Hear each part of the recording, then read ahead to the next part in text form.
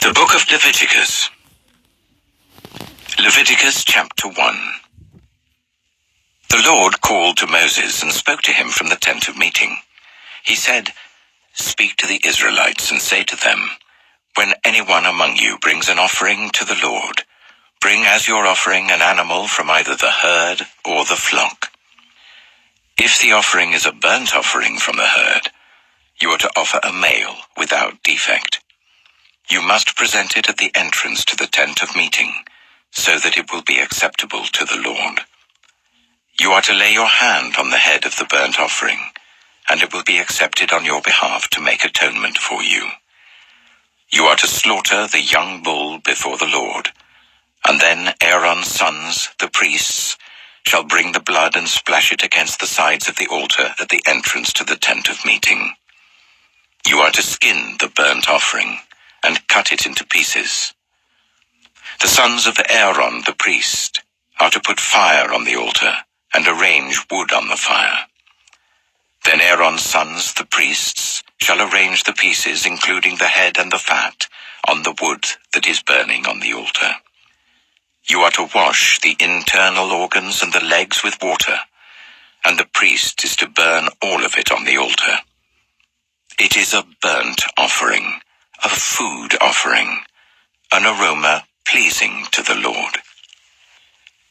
If the offering is a burnt offering from the flock, from either the sheep or the goats, you are to offer a male without defect. You are to slaughter it at the north side of the altar before the Lord. And Aaron's sons, the priests, shall splash its blood against the sides of the altar. You are to cut it into pieces, and the priest shall arrange them, including the head and the fat, on the wood that is burning on the altar. You are to wash the internal organs and the legs with water, and the priest is to bring all of them and burn them on the altar. It is a burnt offering, a food offering, an aroma pleasing to the Lord.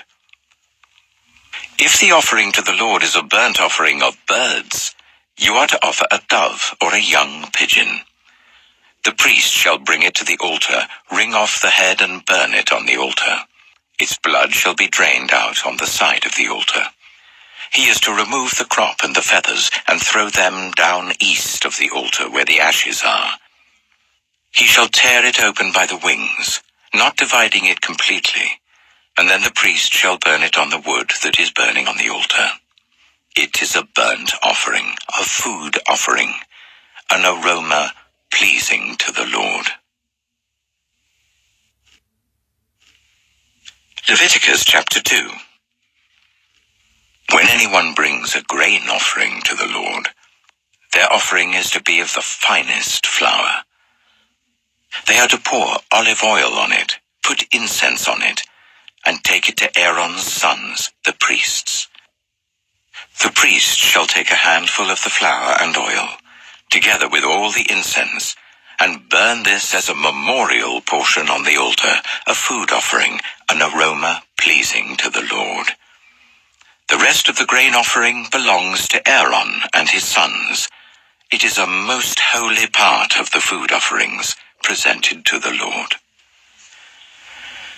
If you bring a grain offering baked in an oven, it is to consist of the finest flour, either thick loaves made without yeast and with olive oil mixed in, or thin loaves made without yeast and brushed with olive oil. If your grain offering is prepared on a griddle, it is to be made of the finest flour mixed with oil and without yeast. Crumble it and pour oil on it. It is a grain offering. If your grain offering is cooked in a pan, it is to be made of the finest flour and some olive oil. Bring the grain offering made of these things to the Lord. Present it to the priest, who shall take it to the altar. He shall take out the memorial portion from the grain offering and burn it on the altar as a food offering, an aroma pleasing to the Lord. The rest of the grain offering belongs to Aaron and his sons.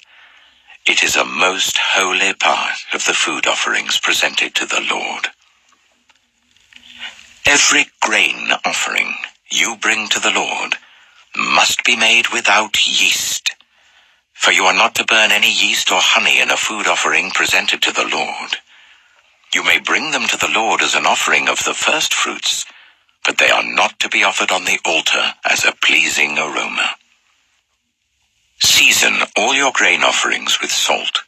Do not leave the salt of the covenant of your God out of your grain offerings. Add salt to all your offerings. If you bring a grain offering of first fruits to the Lord, offer crushed heads of new grain roasted in the fire. Put oil and incense on it. It is a grain offering. The priest shall burn the memorial portion of the crushed grain and the oil, together with all the incense, as a food offering presented to the Lord. Leviticus chapter 3. If your offering is a fellowship offering, and you offer an animal from the herd, whether male or female, you are to present before the Lord an animal without defect. You are to lay your hand on the head of your offering and slaughter it at the entrance to the tent of meeting. Then Aaron's sons, the priests, shall splash the blood against the sides of the altar. From the fellowship offering, you are to bring a food offering to the Lord, the internal organs and all the fat that is connected to them, both kidneys with the fat on them near the loins, and the long lobe of the liver, which you will remove with the kidneys. Then Aaron's sons are to burn it on the altar, on top of the burnt offering that is lying on the burning wood. It is a food offering, an aroma pleasing to the Lord. If you offer an animal from the flock as a fellowship offering to the Lord, you are to offer a male or female without defect. If you offer a lamb, you are to present it before the Lord. Lay your hand on its head and slaughter it in front of the tent of meeting. Then Aaron's sons shall splash its blood against the sides of the altar. From the fellowship offering, you are to bring a food offering to the Lord. Its fat, the entire fat tail cut off close to the backbone, the internal organs and all the fat that is connected to them, both kidneys with the fat on them near the loins, and the long lobe of the liver, which you will remove with the kidneys. The priest shall burn them on the altar as a food offering presented to the Lord. If your offering is a goat, you are to present it before the Lord. Lay your hand on its head and slaughter it in front of the tent of meeting. Then Aaron's sons shall splash its blood against the sides of the altar. From what you offer, you are to present this food offering to the Lord, the internal organs and all the fat that is connected to them, both kidneys with the fat on them near the loins, and the long lobe of the liver, which you will remove with the kidneys. The priest shall burn them on the altar as a food offering, a pleasing aroma. All the fat is the Lord's. This is a lasting ordinance for the generations to come wherever you live. You must not eat any fat or any blood. Leviticus chapter 4. The Lord said to Moses, "Say to the Israelites, when anyone sins unintentionally and does what is forbidden in any of the Lord's commands, if the anointed priest sins, bringing guilt on the people, he must bring to the Lord a young bull without defect as a sin offering for the sin he has committed. He is to present the bull at the entrance to the tent of meeting before the Lord. He is to lay his hand on its head and slaughter it there before the Lord. Then the anointed priest shall take some of the bull's blood and carry it to the tent of meeting. He is to dip his finger into the blood and sprinkle some of it 7 times before the Lord in front of the curtain of the sanctuary. The priest shall then put some of the blood on the horns of the altar of fragrant incense that is before the Lord in the tent of meeting. The rest of the bull's blood he shall pour out at the base of the altar of burnt offering at the entrance to the tent of meeting. He shall remove all the fat from the bull of the sin offering, all the fat that is connected to the internal organs, both kidneys with the fat on them near the loins, and the long lobe of the liver which he will remove with the kidneys, just as the fat is removed from the ox sacrificed as a fellowship offering. Then the priest shall burn them on the altar of burnt offering, but the hide of the bull and all its flesh, as well as the head and legs, the internal organs and the intestines, that is all the rest of the bull, he must take outside the camp to a place ceremonially clean, where the ashes are thrown, and burn it there in a wood fire on the ash heap. If the whole Israelite community sins unintentionally, and does what is forbidden in any of the Lord's commands, even though the community is unaware of the matter, when they realize their guilt and the sin they committed becomes known, the assembly must bring a young bull as a sin offering and present it before the tent of meeting. The elders of the community are to lay their hands on the bull's head before the Lord, and the bull shall be slaughtered before the Lord. Then the anointed priest is to take some of the bull's blood into the tent of meeting. He shall dip his finger into the blood and sprinkle it before the Lord 7 times in front of the curtain. He is to put some of the blood on the horns of the altar that is before the Lord in the tent of meeting. The rest of the blood he shall pour out at the base of the altar of burnt offering at the entrance to the tent of meeting. He shall remove all the fat from it and burn it on the altar, and do with this bull just as he did with the bull for the sin offering. In this way, the priest will make atonement for the community, and they will be forgiven. Then he shall take the bull outside the camp and burn it as he burned the first bull. This is the sin offering for the community. When a leader sins unintentionally and does what is forbidden in any of the commands of the Lord his God, when he realizes his guilt and the sin he has committed becomes known, he must bring as his offering a male goat without defect. He is to lay his hand on the goat's head and slaughter it at the place where the burnt offering is slaughtered before the Lord. It is a sin offering. Then the priest shall take some of the blood of the sin offering with his finger, and put it on the horns of the altar of burnt offering, and pour out the rest of the blood at the base of the altar. He shall burn all the fat on the altar as he burned the fat of the fellowship offering. In this way, the priest will make atonement for the leader's sin, and he will be forgiven.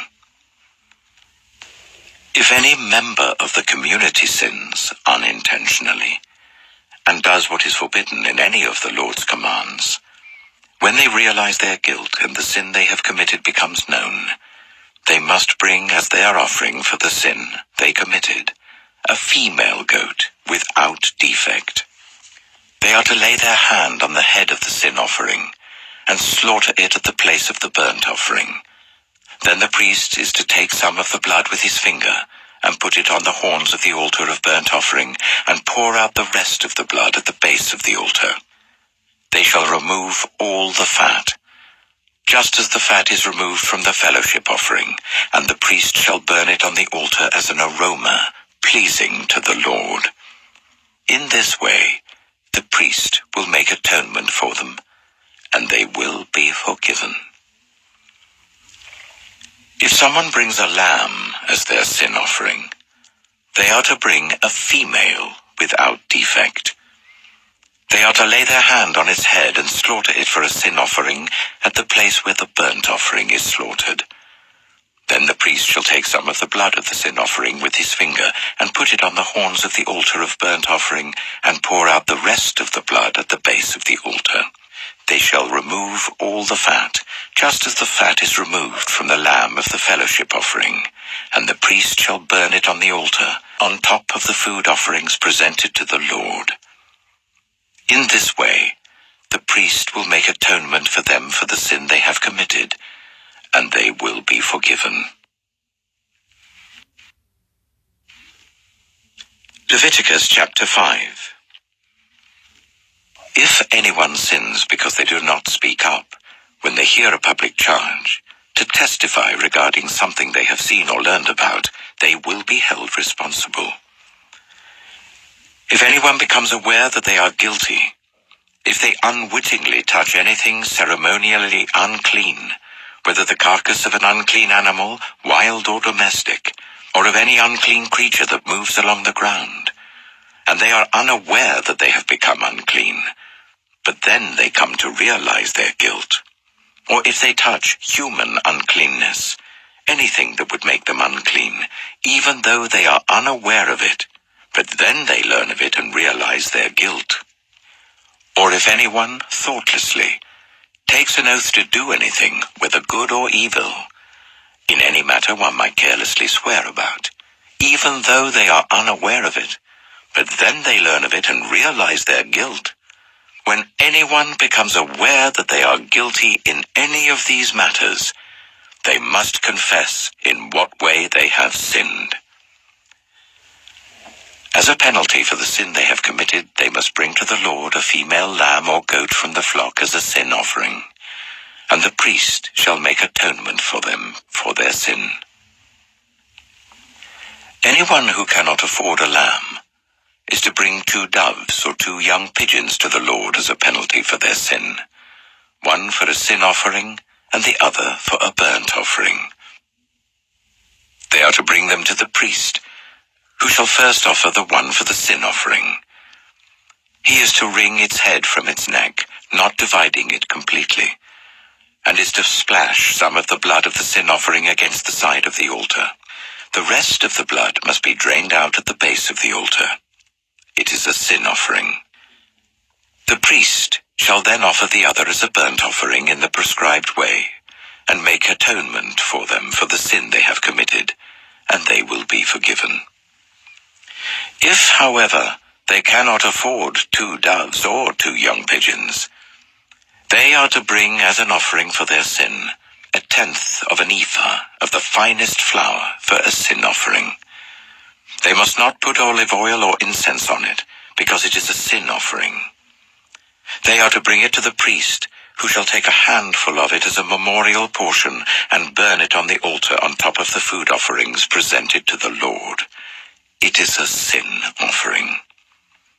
In this way, the priest will make atonement for them for any of these sins they have committed, and they will be forgiven. The rest of the offering will belong to the priest, as in the case of the grain offering. The Lord said to Moses, "When anyone is unfaithful to the Lord by sinning unintentionally in regard to any of the Lord's holy things, they are to bring to the Lord as a penalty a ram from the flock, one without defect and of the proper value in silver according to the sanctuary shekel. It is a guilt offering.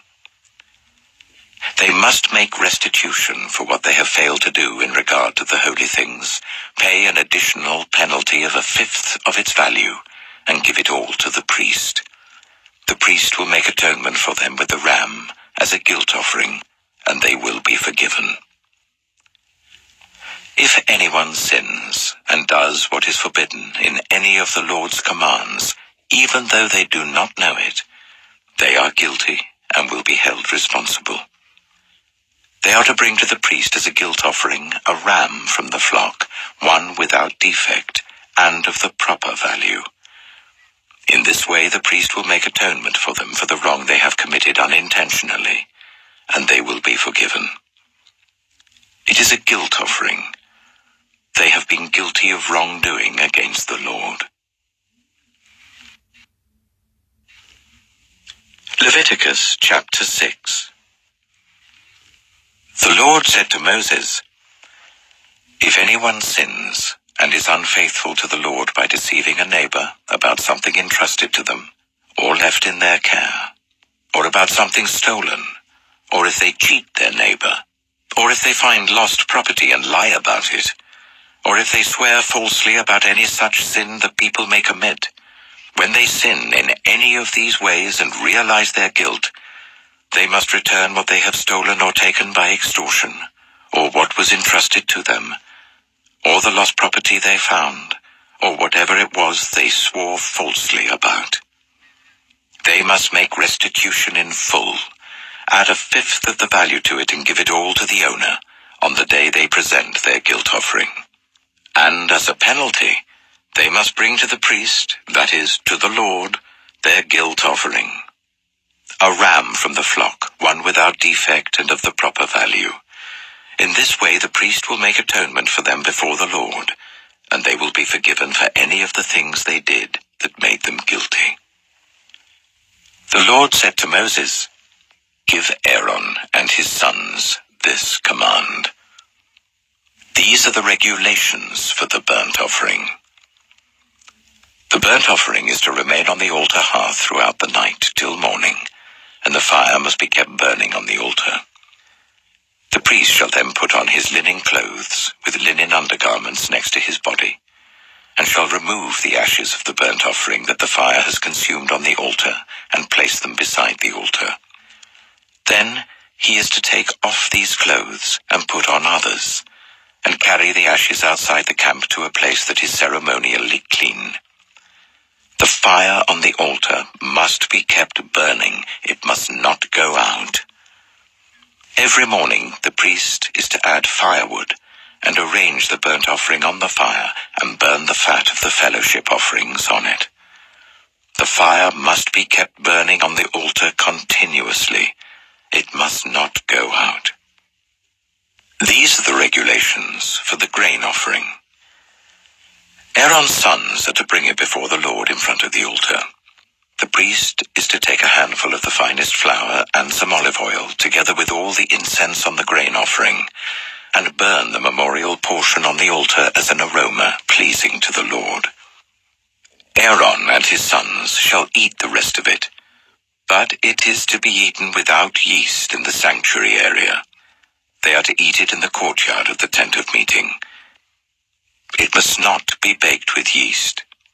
I have given it as their share of the food offerings presented to me. Like the sin offering and the guilt offering, it is most holy. Any male descendant of Aaron may eat it. For all generations to come, it is his perpetual share of the food offerings presented to the Lord. Whatever touches it will become holy. The Lord also said to Moses, "This is the offering Aaron and his sons are to bring to the Lord on the day he is anointed. 1/10 of an ephah of the finest flour as a regular grain offering, half of it in the morning and half in the evening. It must be prepared with oil on a griddle.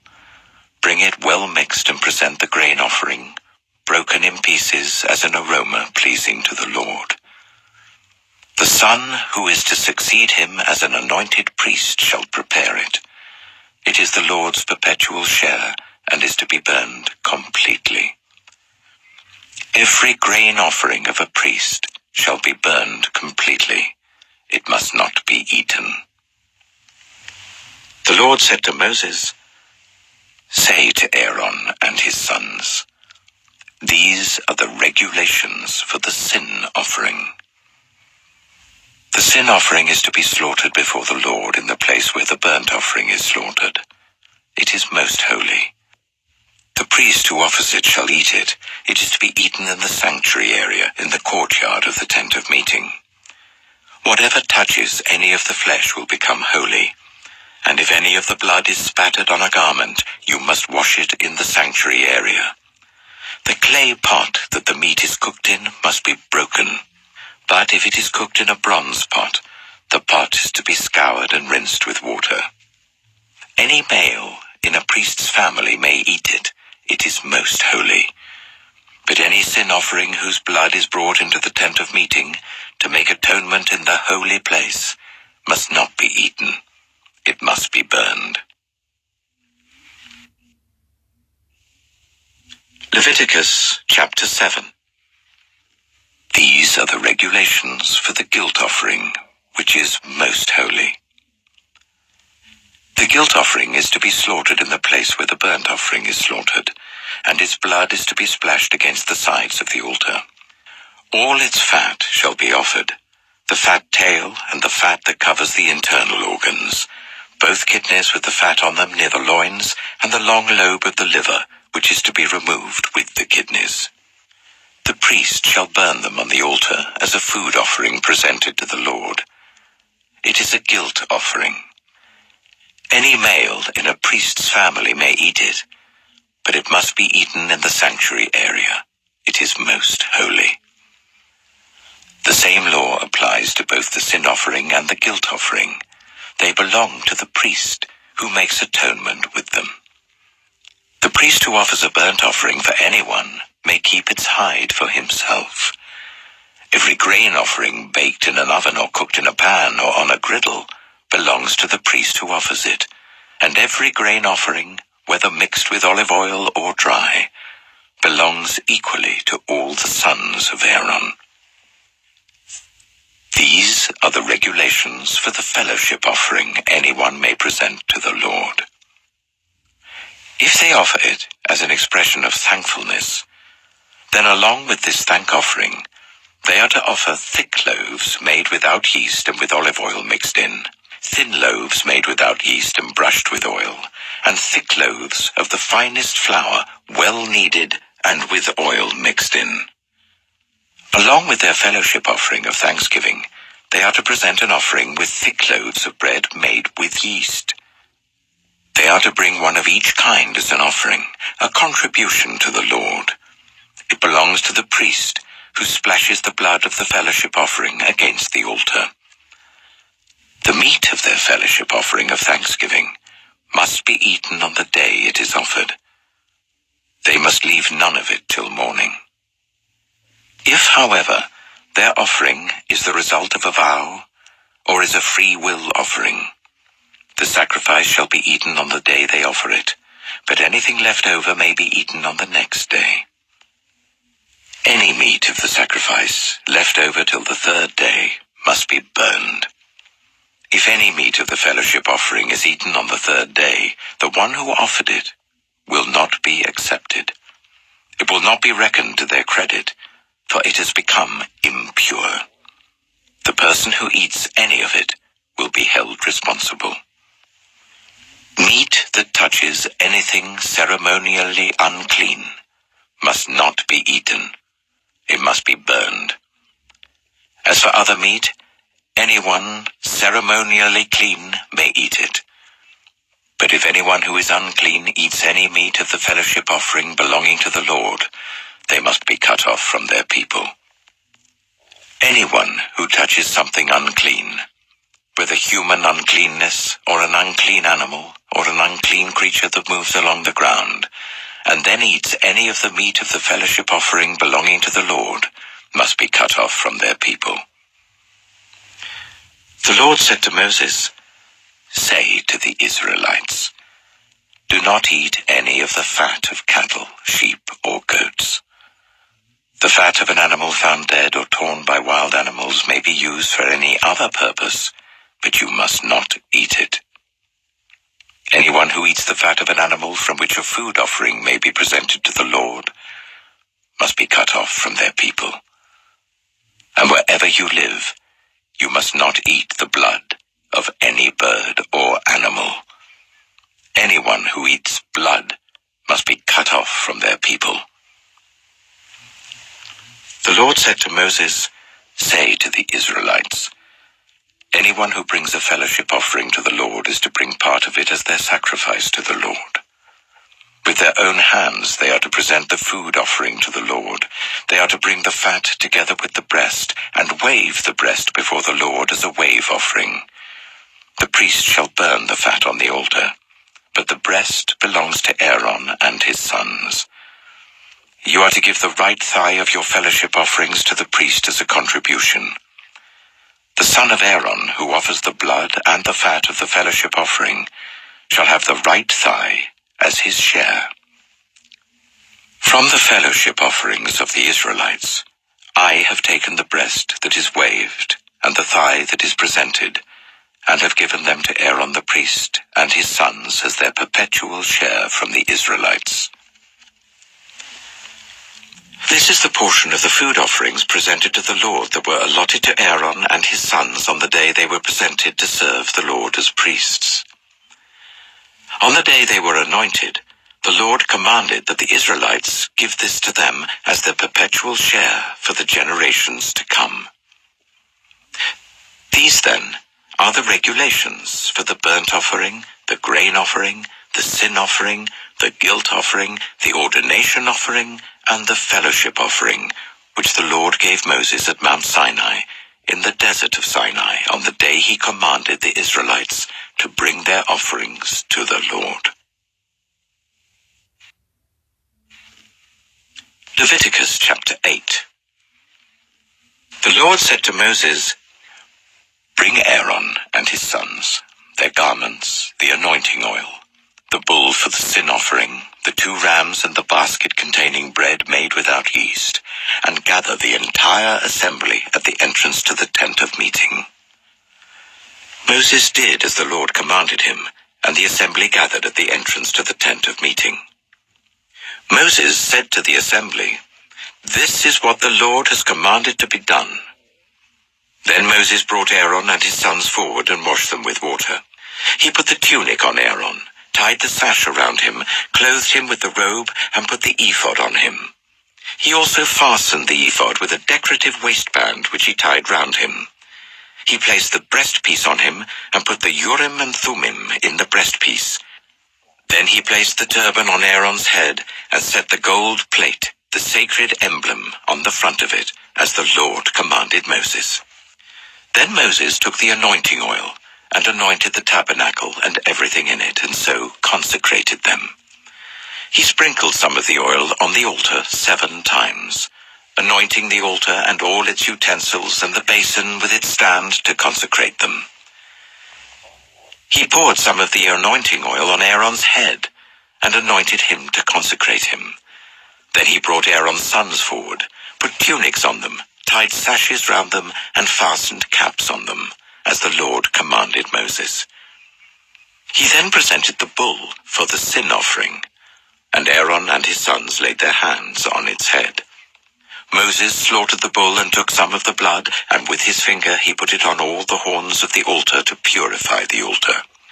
He poured out the rest of the blood at the base of the altar. So he consecrated it to make atonement for it.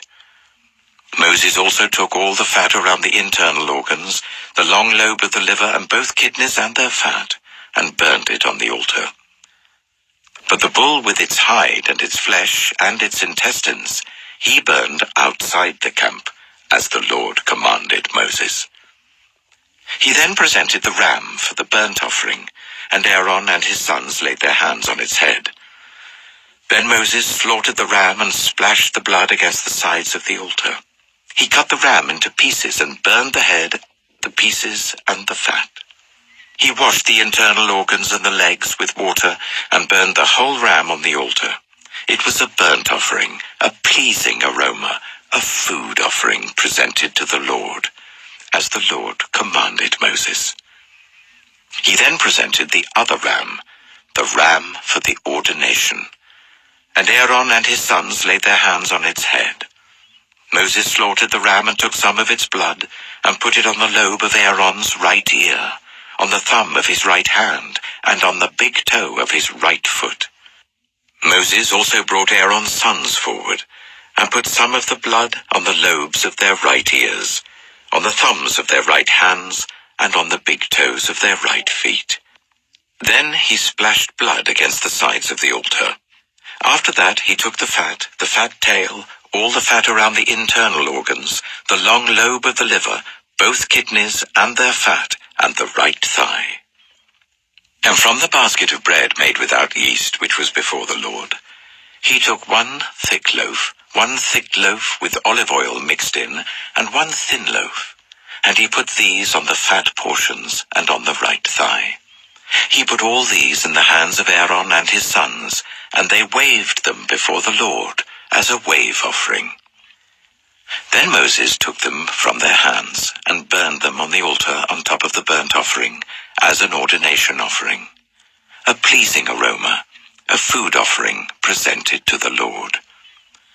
Moses also took the breast, which was his share of the ordination ram, and waved it before the Lord as a wave offering, as the Lord commanded Moses. Then Moses took some of the anointing oil and some of the blood from the altar and sprinkled them on Aaron and his garments and on his sons and their garments. So he consecrated Aaron and his garments and his sons and their garments. Moses then said to Aaron and his sons, "Cook the meat at the entrance to the tent of meeting, and eat it there with the bread from the basket of ordination offerings, as I was commanded.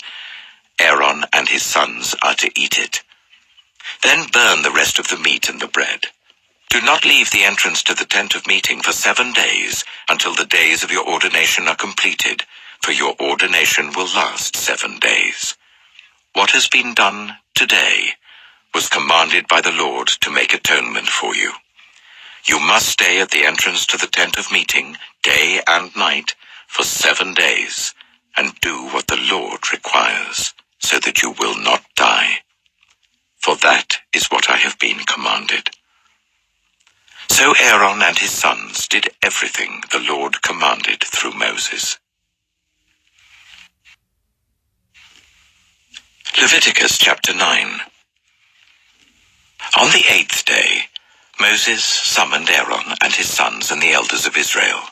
He said to Aaron, "Take a bull calf for your sin offering and a ram for your burnt offering, both without defect, and present them before the Lord.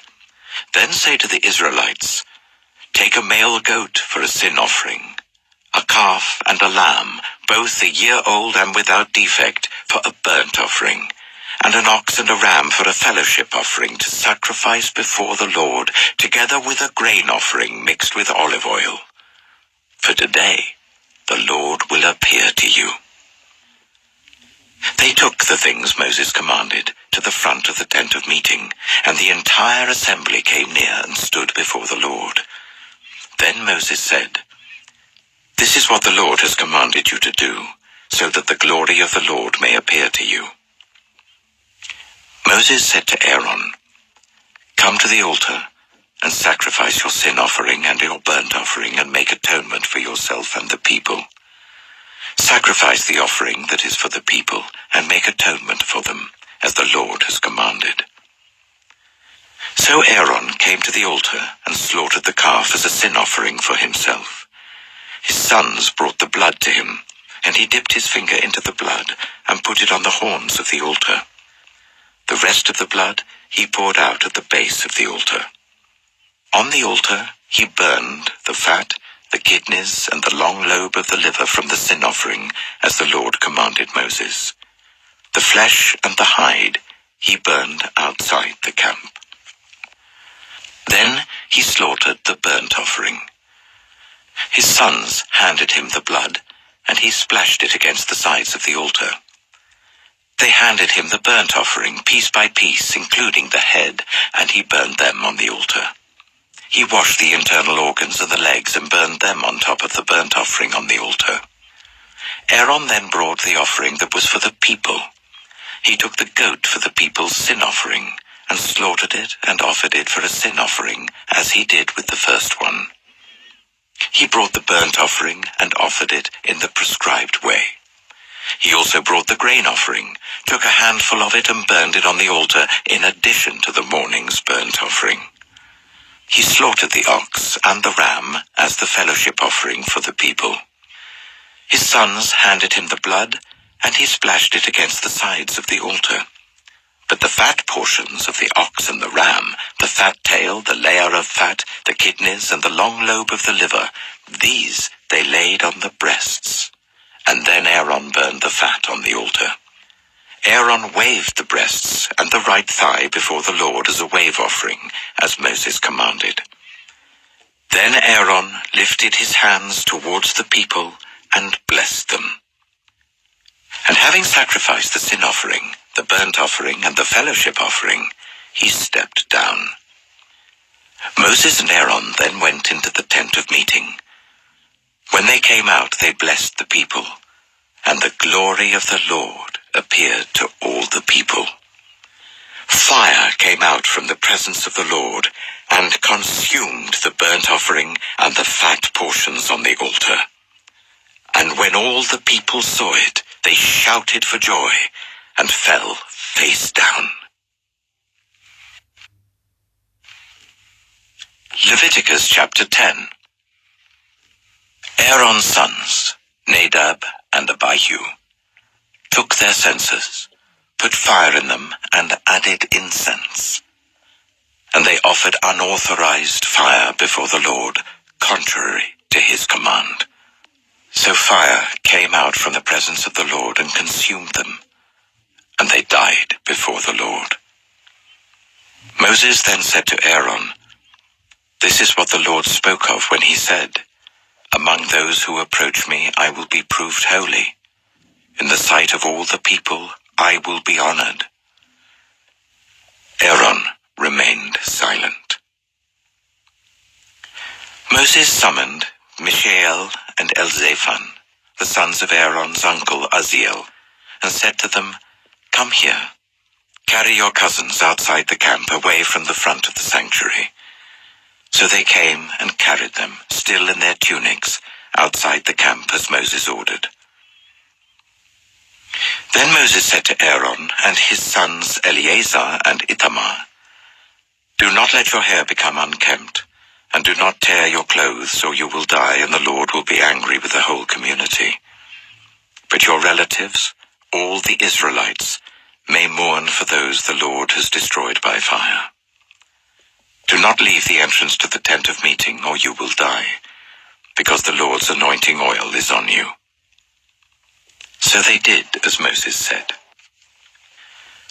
Then the Lord said to Aaron, "You and your sons are not to drink wine or other fermented drink whenever you go into the tent of meeting, or you will die.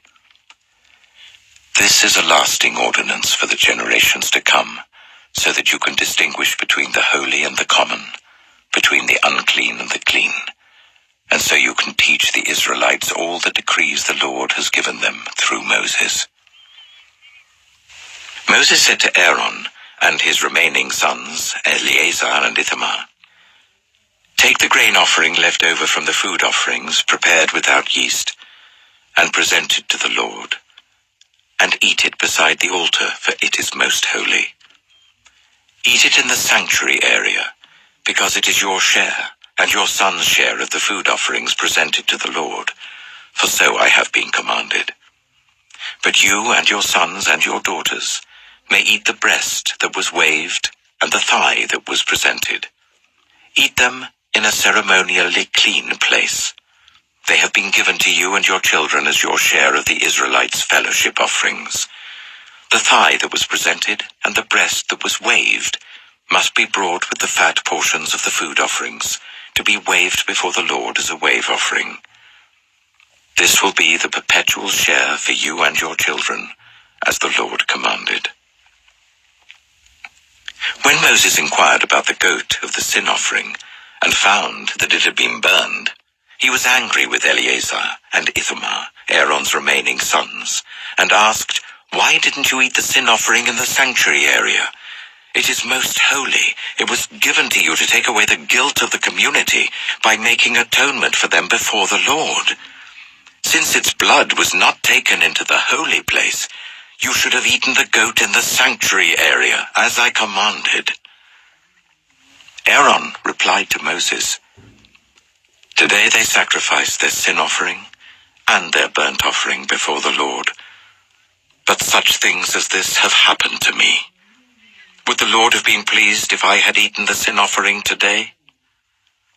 When Moses heard this, he was satisfied. Leviticus chapter 11. The Lord said to Moses and Aaron, "Say to the Israelites, of all the animals that live on land, these are the ones you may eat.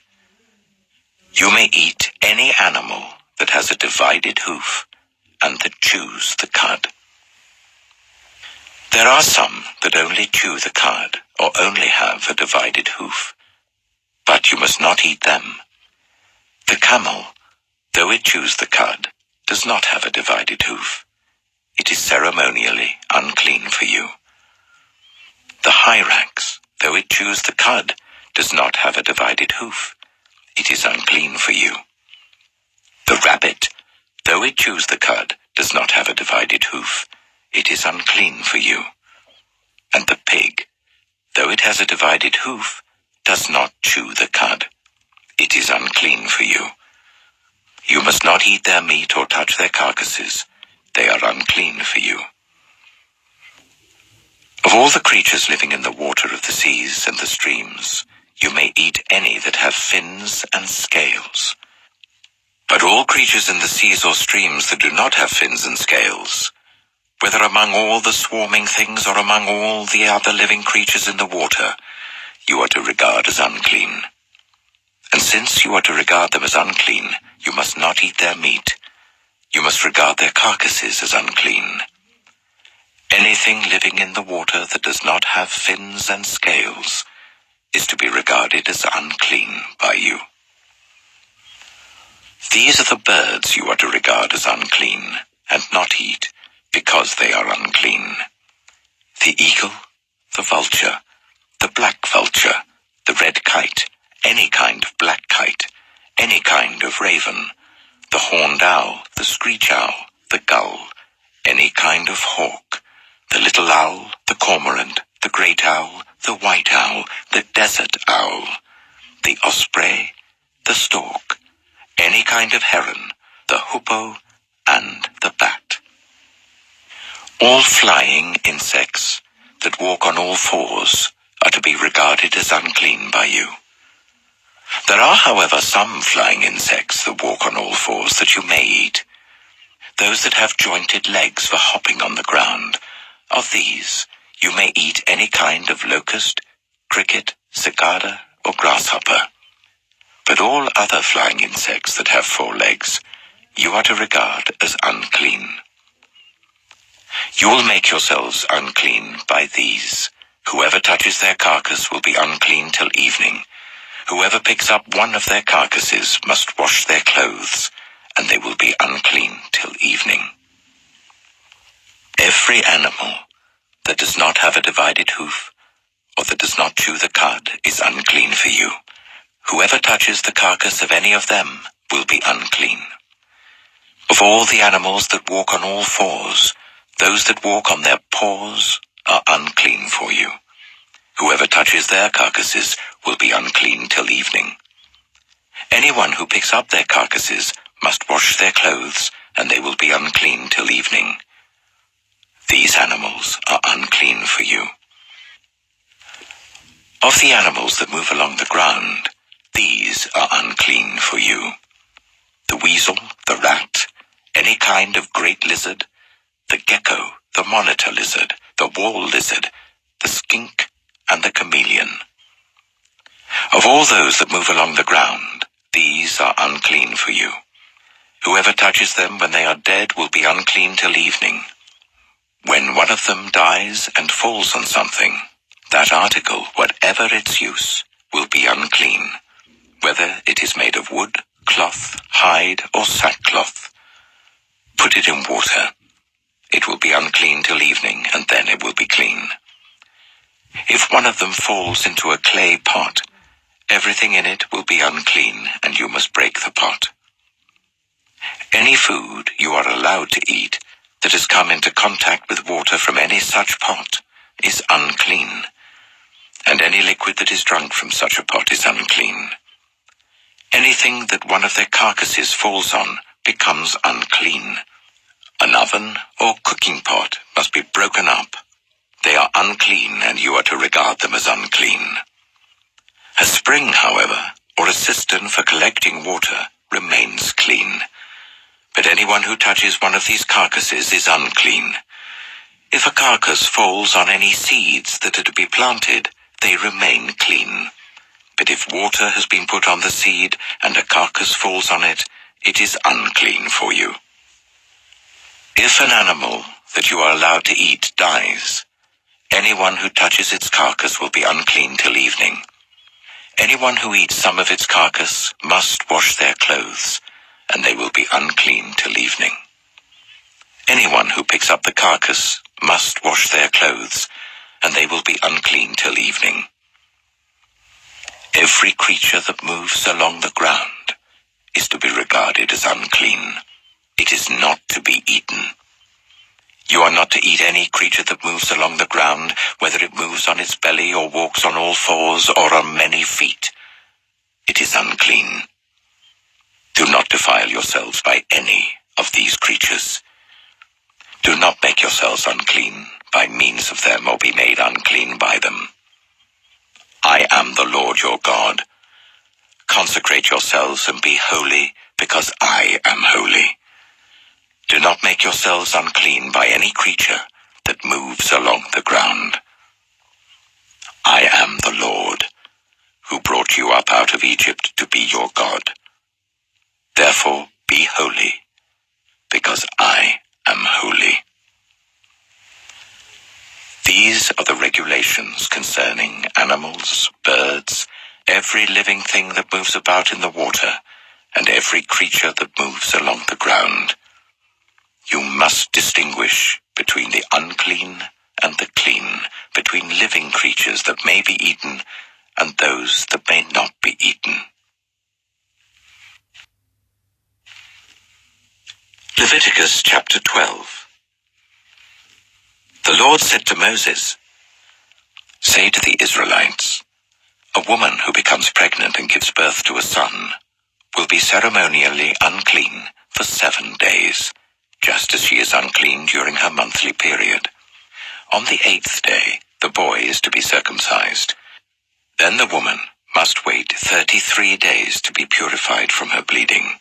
She must not touch anything sacred or go to the sanctuary until the days of her purification are over.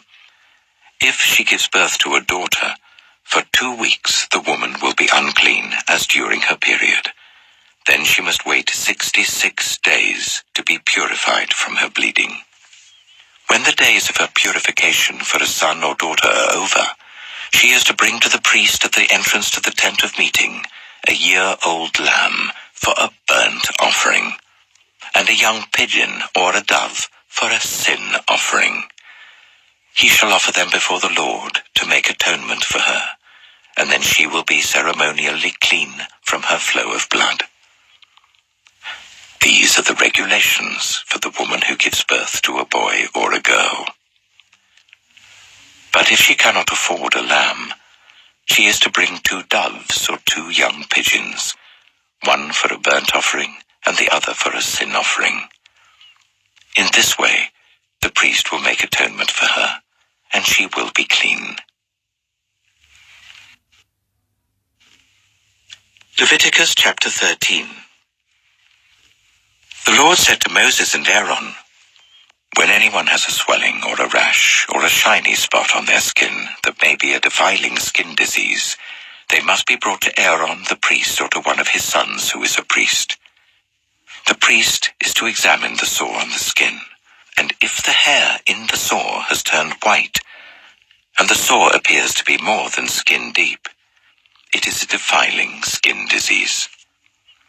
When the priest examines that person, he shall pronounce them ceremonially unclean. If the shiny spot on the skin is white but does not appear to be more than skin deep, and the hair in it has not turned white, the priest is to isolate the affected person for 7 days. On the 7th day, the priest is to examine them. And if he sees that the sore is unchanged and has not spread in the skin, he is to isolate them for another 7 days. On the 7th day, the priest is to examine them again. And if the sore has faded and has not spread in the skin, the priest shall pronounce them clean. It is only a rash. They must wash their clothes, and they will be clean. But if the rash does spread in their skin after they have shown themselves to the priest to be pronounced clean, they must appear before the priest again. The priest is to examine that person, and if the rash has spread in the skin, he shall pronounce them unclean. It is a defiling skin disease.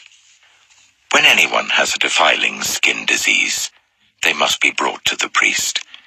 The priest is to examine them, and if there is a white swelling in the skin that has turned the hair white, and if there is raw flesh in the swelling, it is a chronic skin disease, and the priest shall pronounce them unclean. He is not to isolate them, because they are already unclean. If the disease breaks out all over their skin, and so far as the priest can see, it covers all the skin of the affected person from head to foot, the priest is to examine them. And if the disease has covered their whole body, he shall pronounce them clean. Since it has all turned white, they are clean. But whenever raw flesh appears on them, they will be unclean. When the priest sees the raw flesh, he shall pronounce them unclean. The raw flesh is unclean. They have a defiling disease. If the raw flesh changes and turns white, they must go to the priest.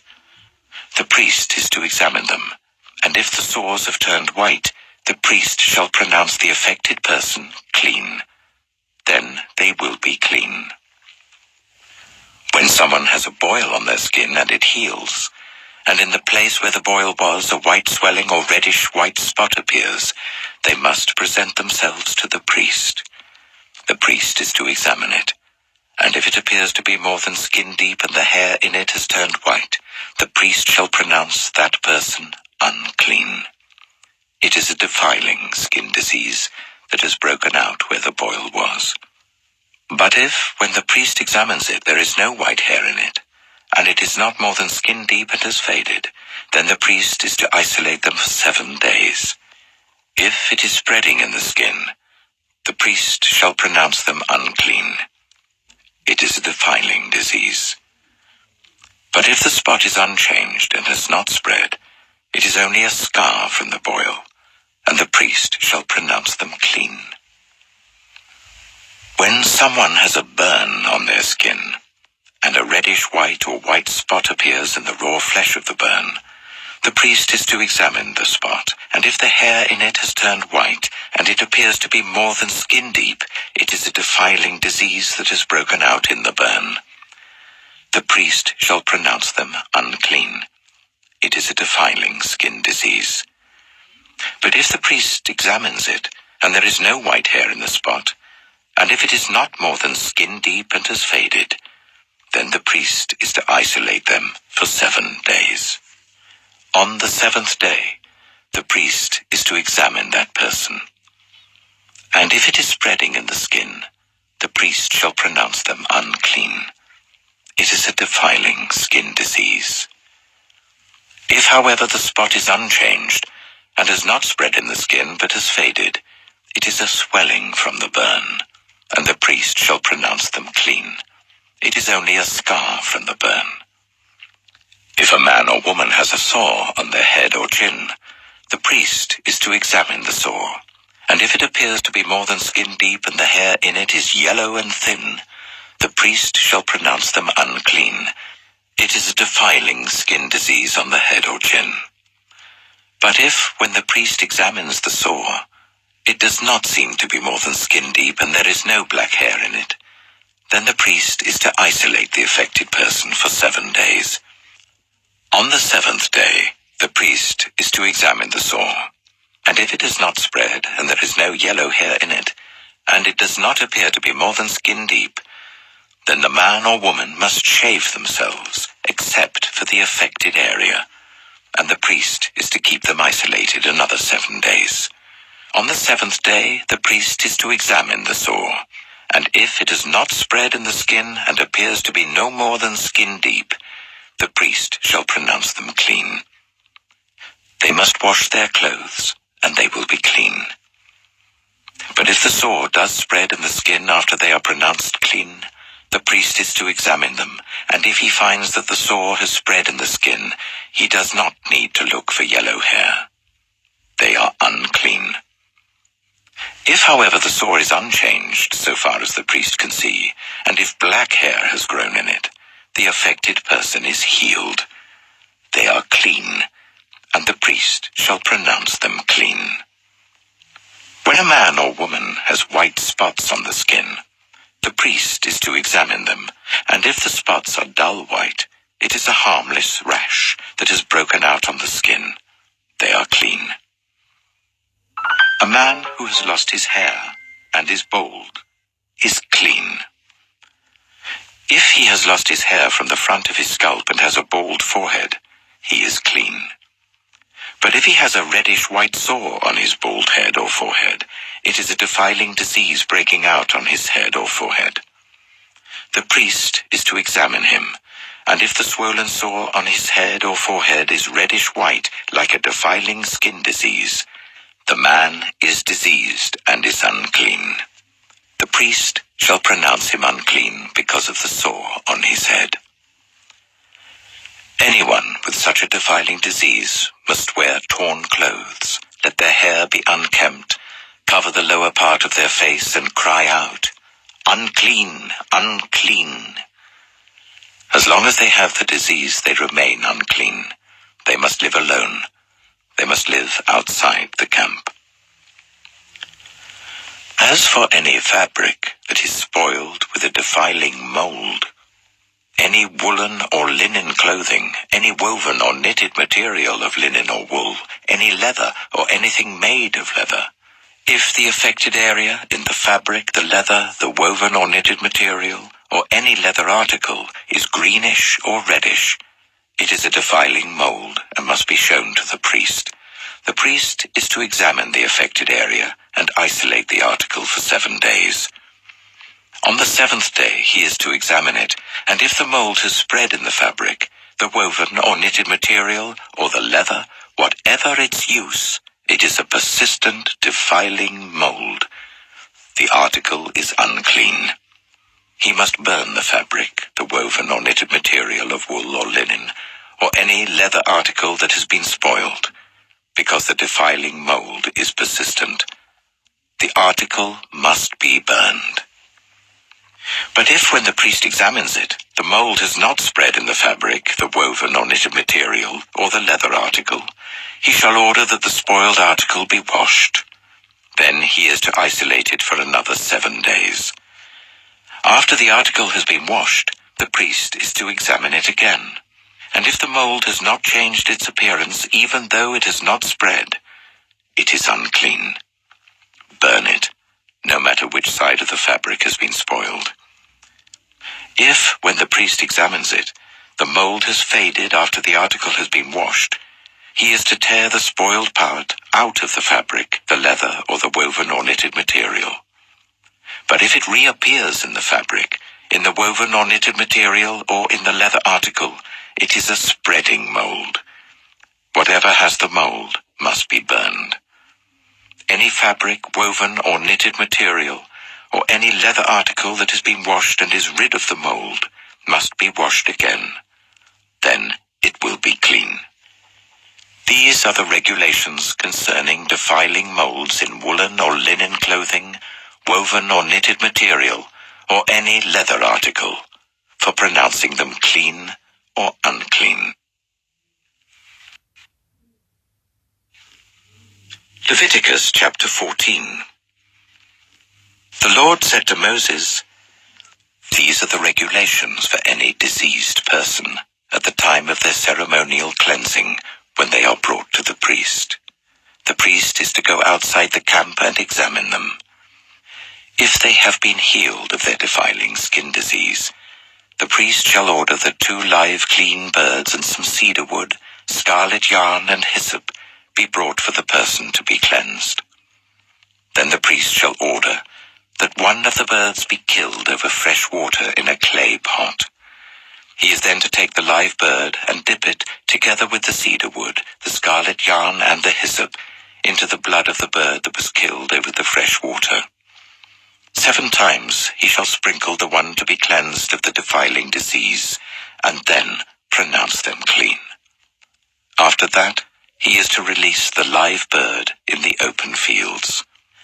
The person to be cleansed must wash their clothes, shave off all their hair, and bathe with water. Then they will be ceremonially clean. After this, they may come into the camp, but they must stay outside their tent for 7 days. On the 7th day, they must shave off all their hair.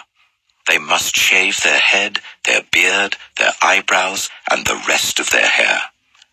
They must wash their clothes and bathe themselves with water, and they will be clean. On the 8th day, they must bring 2 male lambs and 1 ewe lamb, a year old, each without defect, along with 3/10 of an ephah of the finest flour mixed with olive oil for a grain offering, and 1 log of oil. The priest who pronounces them clean shall present both the one to be cleansed and their offerings before the Lord at the entrance to the tent of meeting. Then the priest is to take one of the male lambs and offer it as a guilt offering, along with a log of oil. He shall wave them before the Lord as a wave offering. He is to slaughter the lamb in the sanctuary area where the sin offering and the burnt offering are slaughtered. Like the sin offering, the guilt offering belongs to the priest. It is most holy. The priest is to take some of the blood of the guilt offering and put it on the lobe of the right ear of the one to be cleansed, on the thumb of their right hand, and on the big toe of their right foot. The priest shall then take some of the log of oil, pour it in the palm of his own left hand, dip his right forefinger into the oil in his palm, and with his finger sprinkle some of it before the Lord 7 times.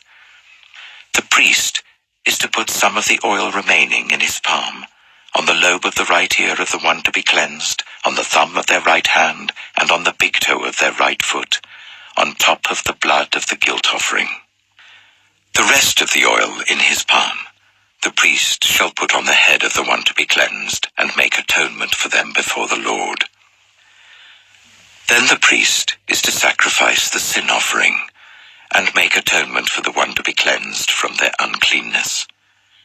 After that, the priest shall slaughter the burnt offering, and offer it on the altar, together with the grain offering, and make atonement for them, and they will be clean. If, however, they are poor, and cannot afford these, they must take 1 male lamb as a guilt offering, to be waved to make atonement for them, together with 1/10 of an ephah of the finest flour mixed with olive oil for a grain offering, a log of oil, and 2 doves or 2 young pigeons, such as they can afford, one for a sin offering and the other for a burnt offering. On the 8th day, they must bring them for their cleansing to the priest at the entrance to the tent of meeting before the Lord. The priest is to take the lamb for the guilt offering together with the log of oil, and wave them before the Lord as a wave offering. He shall slaughter the lamb for the guilt offering, and take some of its blood and put it on the lobe of the right ear of the one to be cleansed, on the thumb of their right hand, and on the big toe of their right foot. The priest is to pour some of the oil into the palm of his own left hand, and with his right forefinger sprinkle some of the oil from his palm 7 times before the Lord. Some of the oil in his palm he is to put on the same places he put the blood of the guilt offering, on the lobe of the right ear of the one to be cleansed, on the thumb of their right hand, and on the big toe of their right foot. The rest of the oil in his palm the priest shall put on the head of the one to be cleansed, to make atonement for them before the Lord.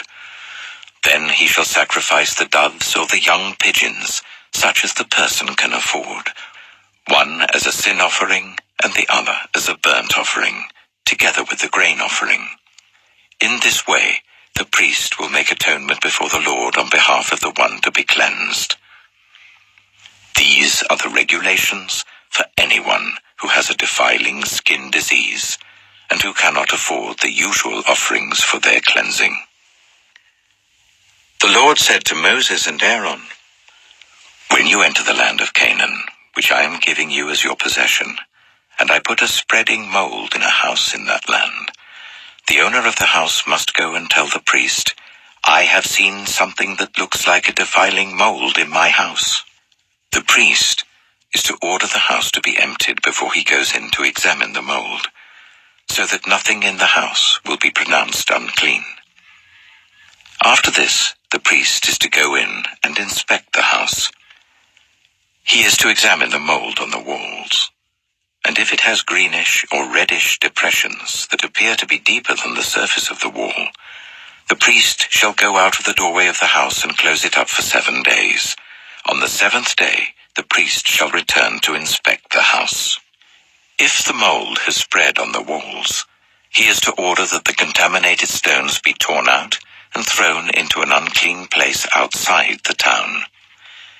He must have all the inside walls of the house scraped, and the material that is scraped off dumped into an unclean place outside the town. Then they are to take other stones to replace these, and to take new clay and plaster the house. If the defiling mold reappears in the house after the stones have been torn out and the house scraped and plastered, the priest is to go and examine it. And if the mold has spread in the house, it is a persistent defiling mold. The house is unclean. It must be torn down, its stones, timbers, and all the plaster, and taken out of the town to an unclean place. Anyone who goes into the house while it is closed up will be unclean till evening. Anyone who sleeps or eats in the house must wash their clothes. But if the priest comes to examine it and the mold has not spread after the house has been plastered, he shall pronounce the house clean because the defiling mold is gone. To purify the house, he is to take 2 birds and some cedar wood, scarlet yarn, and hyssop. He shall kill one of the birds over fresh water in a clay pot. Then he is to take the cedar wood, the hyssop, the scarlet yarn, and the live bird, dip them into the blood of the dead bird and the fresh water, and sprinkle the house 7 times. He shall purify the house with the bird's blood, the fresh water, the live bird, the cedar wood, the hyssop, and the scarlet yarn. Then he is to release the live bird in the open fields outside the town. In this way, he will make atonement for the house, and it will be clean. These are the regulations for any defiling skin disease, for a sore, for defiling molds in fabric or in a house, and for a swelling, a rash, or a shiny spot, to determine when something is clean or unclean. These are the regulations for defiling skin diseases and defiling molds. Leviticus chapter 15. The Lord said to Moses and Aaron, "Speak to the Israelites and say to them, when any man has an unusual bodily discharge, such a discharge is unclean. Whether it continues flowing from his body or is blocked, it will make him unclean. This is how his discharge will bring about uncleanness. Any bed the man with a discharge lies on will be unclean, and anything he sits on will be unclean. Anyone who touches his bed must wash their clothes and bathe with water, and they will be unclean till evening. Whoever sits on anything that the man with the discharge sat on must wash their clothes and bathe with water, and they will be unclean till evening. Whoever touches the man who has a discharge must wash their clothes and bathe with water, and they will be unclean till evening. If the man with the discharge spits on anyone who is clean, they must wash their clothes and bathe with water, and they will be unclean till evening. Everything the man sits on when riding will be unclean, and whoever touches any of the things that were under him will be unclean till evening. Whoever picks up those things must wash their clothes and bathe with water, and they will be unclean till evening. Anyone the man with a discharge touches without rinsing his hands with water must wash their clothes and bathe with water, and they will be unclean till evening. A clay pot that the man touches must be broken, and any wooden article is to be rinsed with water. When a man is cleansed from his discharge, he is to count 7 days for his ceremonial cleansing. He must wash his clothes and bathe himself with fresh water, and he will be clean. On the 8th day, he must take 2 doves or 2 young pigeons, and come before the Lord to the entrance to the tent of meeting and give them to the priest. The priest is to sacrifice them, the one for a sin offering and the other for a burnt offering. In this way, he will make atonement before the Lord for the man because of his discharge. When a man has an emission of semen, he must bathe his whole body with water, and he will be unclean till evening. Any clothing or leather that has semen on it must be washed with water, and it will be unclean till evening. When a man has sexual relations with a woman, and there is an emission of semen, both of them must bathe with water, and they will be unclean till evening. When a woman has her regular flow of blood, the impurity of her monthly period will last 7 days, and anyone who touches her will be unclean till evening. Anything she lies on during her period will be unclean, and anything she sits on will be unclean. Anyone who touches her bed will be unclean. They must wash their clothes and bathe with water, and they will be unclean till evening. Anyone who touches anything she sits on will be unclean. They must wash their clothes and bathe with water, and they will be unclean till evening. Whether it is the bed or anything she was sitting on, when anyone touches it, they will be unclean till evening. If a man has sexual relations with her, and her monthly flow touches him, he will be unclean for 7 days. Any bed he lies on will be unclean. When a woman has a discharge of blood for many days, at a time other than her monthly period, or has a discharge that continues beyond her period, she will be unclean as long as she has the discharge, just as in the days of her period. Any bed she lies on while her discharge continues will be unclean, as is her bed during her monthly period, and anything she sits on will be unclean, as during her period. Anyone who touches them will be unclean. They must wash their clothes and bathe with water, and they will be unclean till evening. When she is cleansed from her discharge, she must count 7 days, and after that she will be ceremonially clean. On the 8th day, she must take 2 doves or 2 young pigeons and bring them to the priest at the entrance to the tent of meeting. The priest is to sacrifice one for a sin offering and the other for a burnt offering. In this way, he will make atonement for her before the Lord for the uncleanness of her discharge. You must keep the Israelites separate from things that make them unclean, so they will not die in their uncleanness for defiling my dwelling place which is among them. These are the regulations for a man with a discharge, for anyone made unclean by an emission of semen, for a woman in her monthly period, for a man or woman with a discharge, and for a man who has sexual relations with a woman who is ceremonially unclean. Leviticus chapter 16. The Lord spoke to Moses after the death of the 2 sons of Aaron, who died when they approached the Lord. The Lord said to Moses, "Tell your brother Aaron that he is not to come whenever he chooses into the most holy place behind the curtain in front of the atonement cover on the ark, or else he will die. For I will appear in the cloud over the atonement cover. This is how Aaron is to enter the most holy place. He must first bring a young bull for a sin offering and a ram for a burnt offering. He is to put on the sacred linen tunic with linen undergarments next to his body. He is to tie the linen sash round him and put on the linen turban. These are sacred garments. So he must bathe himself with water before he puts them on. From the Israelite community, he is to take 2 male goats for a sin offering and a ram for a burnt offering. Aaron is to offer the bull for his own sin offering, to make atonement for himself and his household. Then he is to take the 2 goats and present them before the Lord at the entrance to the tent of meeting. He is to cast lots for the 2 goats, 1 lot for the Lord, the other for the scapegoat. Aaron shall bring the goat whose lot falls to the Lord and sacrifice it for a sin offering. But the goat chosen by lot as the scapegoat shall be presented alive before the Lord, to be used for making atonement by sending it into the wilderness as a scapegoat. Aaron shall bring the bull for his own sin offering to make atonement for himself and his household, and he is to slaughter the bull for his own sin offering.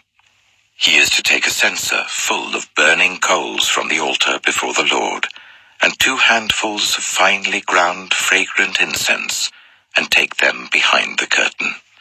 He is to put the incense on the fire before the Lord, and the smoke of the incense will conceal the atonement cover above the tablets of the covenant law, so that he will not die.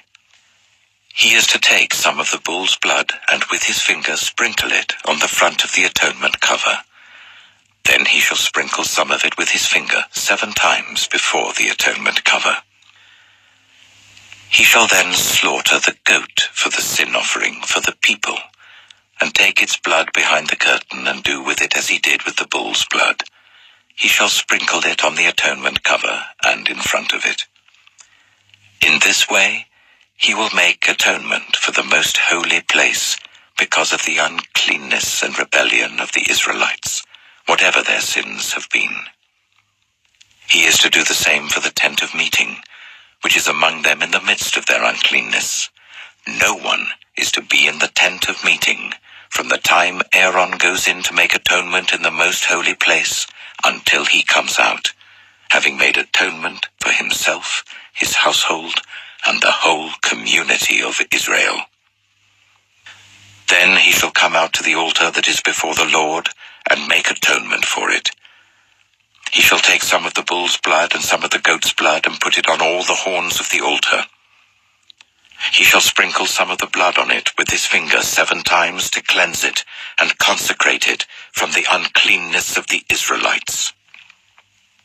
When Aaron has finished making atonement for the most holy place, the tent of meeting and the altar, he shall bring forward the live goat. He is to lay both hands on the head of the live goat and confess over it all the wickedness and rebellion of the Israelites, all their sins, and put them on the goat's head. He shall send the goat away into the wilderness in the care of someone appointed for the task. The goat will carry on itself all their sins to a remote place, and the man shall release it in the wilderness. Then Aaron is to go into the tent of meeting and take off the linen garments he put on before he entered the most holy place, and he is to leave them there. He shall bathe himself with water in the sanctuary area and put on his ordinary garments. Then he shall come out and sacrifice the burnt offering for himself and the burnt offering for the people, to make atonement for himself and the people. He shall also burn the fat of the sin offering on the altar. The man who releases the goat as a scapegoat must wash his clothes and bathe himself with water. Afterwards he may come into the camp. The bull and the goat for the sin offerings, whose blood was brought into the most holy place to make atonement, must be taken outside the camp. Their hides, flesh, and intestines are to be burned. The man who burns them must wash his clothes and bathe himself with water. Afterwards he may come into the camp. This is to be a lasting ordinance for you. On the 10th day of the 7th month, you must deny yourselves and not do any work, whether native-born or a foreigner residing among you, because on this day atonement will be made for you to cleanse you. Then before the Lord you will be clean from all your sins. It is a day of Sabbath rest, and you must deny yourselves. It is a lasting ordinance. The priest who is anointed and ordained to succeed his father as high priest is to make atonement. He is to put on the sacred linen garments and make atonement for the most holy place, for the tent of meeting and the altar, and for the priests and all the members of the community. This is to be a lasting ordinance for you. Atonement is to be made once a year for all the sins of the Israelites. And it was done as the Lord commanded Moses. Leviticus chapter 17. The Lord said to Moses, "Speak to Aaron and his sons, and to all the Israelites, and say to them, This is what the Lord has commanded. Any Israelite who sacrifices an ox, a lamb, or a goat in the camp or outside it, instead of bringing it to the entrance to the tent of meeting to present it as an offering to the Lord in front of the tabernacle of the Lord, that person shall be considered guilty of bloodshed. They have shed blood and must be cut off from their people. This is so that the Israelites will bring to the Lord the sacrifices they are now making in the open fields. They must bring them to the priest, that is, to the Lord, at the entrance to the tent of meeting, and sacrifice them as fellowship offerings. The priest is to splash the blood against the altar of the Lord at the entrance to the tent of meeting, and burn the fat as an aroma, pleasing to the Lord. They must no longer offer any of their sacrifices to the goat idols to whom they prostitute themselves. This is to be a lasting ordinance for them and for the generations to come.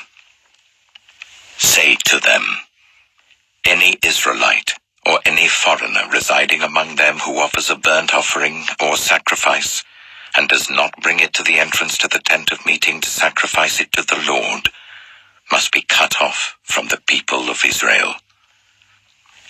I will set my face against any Israelite or any foreigner residing among them who eats blood, and I will cut them off from the people.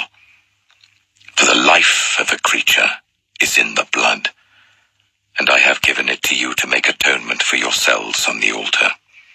It is the blood that makes atonement for one's life. Therefore I say to the Israelites, none of you may eat blood, nor may any foreigner residing among you eat blood. Any Israelite or any foreigner residing among you who hunts any animal or bird that may be eaten must drain out the blood and cover it with earth, because the life of every creature is its blood. That is why I have said to the Israelites, you must not eat the blood of any creature, because the life of every creature is its blood. Anyone who eats it must be cut off. Anyone, whether native-born or foreigner, who eats anything found dead or torn by wild animals, must wash their clothes and bathe with water, and they will be ceremonially unclean till evening. Then they will be clean. But if they do not wash their clothes and bathe themselves, they will be held responsible. Leviticus chapter 18. The Lord said to Moses, speak to the Israelites, and say to them, I am the Lord your God. You must not do as they do in Egypt, where you used to live, and you must not do as they do in the land of Canaan, where I am bringing you. Do not follow their practices. You must obey my laws, and be careful to follow my decrees. I am the Lord, your God. Keep my decrees and laws, for the person who obeys them will live by them. I am the Lord. No one is to approach any close relative to have sexual relations. I am the Lord. Do not dishonor your father by having sexual relations with your mother. She is your mother. Do not have relations with her. Do not have sexual relations with your father's wife. That would dishonor your father. Do not have sexual relations with your sister, either your father's daughter or your mother's daughter, whether she was born in the same home or elsewhere. Do not have sexual relations with your son's daughter or your daughter's daughter. That would dishonor you. Do not have sexual relations with the daughter of your father's wife born to your father. She is your sister. Do not have sexual relations with your father's sister. She is your father's close relative. Do not have sexual relations with your mother's sister, because she is your mother's close relative. Do not dishonor your father's brother by approaching his wife to have sexual relations. She is your aunt. Do not have sexual relations with your daughter-in-law. She is your son's wife. Do not have relations with her. Do not have sexual relations with your brother's wife. That would dishonor your brother. Do not have sexual relations with both a woman and her daughter. Do not have sexual relations with either her son's daughter or her daughter's daughter. They are her close relatives. That is wickedness. Do not take your wife's sister as a rival wife and have sexual relations with her while your wife is living. Do not approach a woman to have sexual relations during the uncleanness of her monthly period. Do not have sexual relations with your neighbor's wife and defile yourself with her. Do not give any of your children to be sacrificed to Moloch, for you must not profane the name of your God. I am the Lord. Do not have sexual relations with a man as one does with a woman. That is detestable. Do not have sexual relations with an animal and defile yourself with it. A woman must not present herself to an animal to have sexual relations with it. That is a perversion. Do not defile yourselves in any of these ways, because this is how the nations that I am going to drive out before you became defiled. Even the land was defiled, so I punished it for its sin, and the land vomited out its inhabitants. But you must keep my decrees and my laws. The native-born and the foreigners residing among you must not do any of these detestable things. For all these were done by the people who lived in the land before you, and the land became defiled. And if you defile the land, it will vomit you out as it vomited out the nations that were before you. Everyone who does any of these detestable things, such persons must be cut off from their people. Keep my requirements, and do not follow any of the detestable customs that were practiced before you came, and do not defile yourselves with them.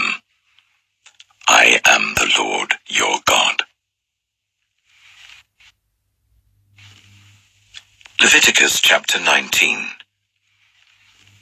The Lord said to Moses, "Speak to the entire assembly of Israel, and say to them, Be holy, because I, the Lord your God, am holy.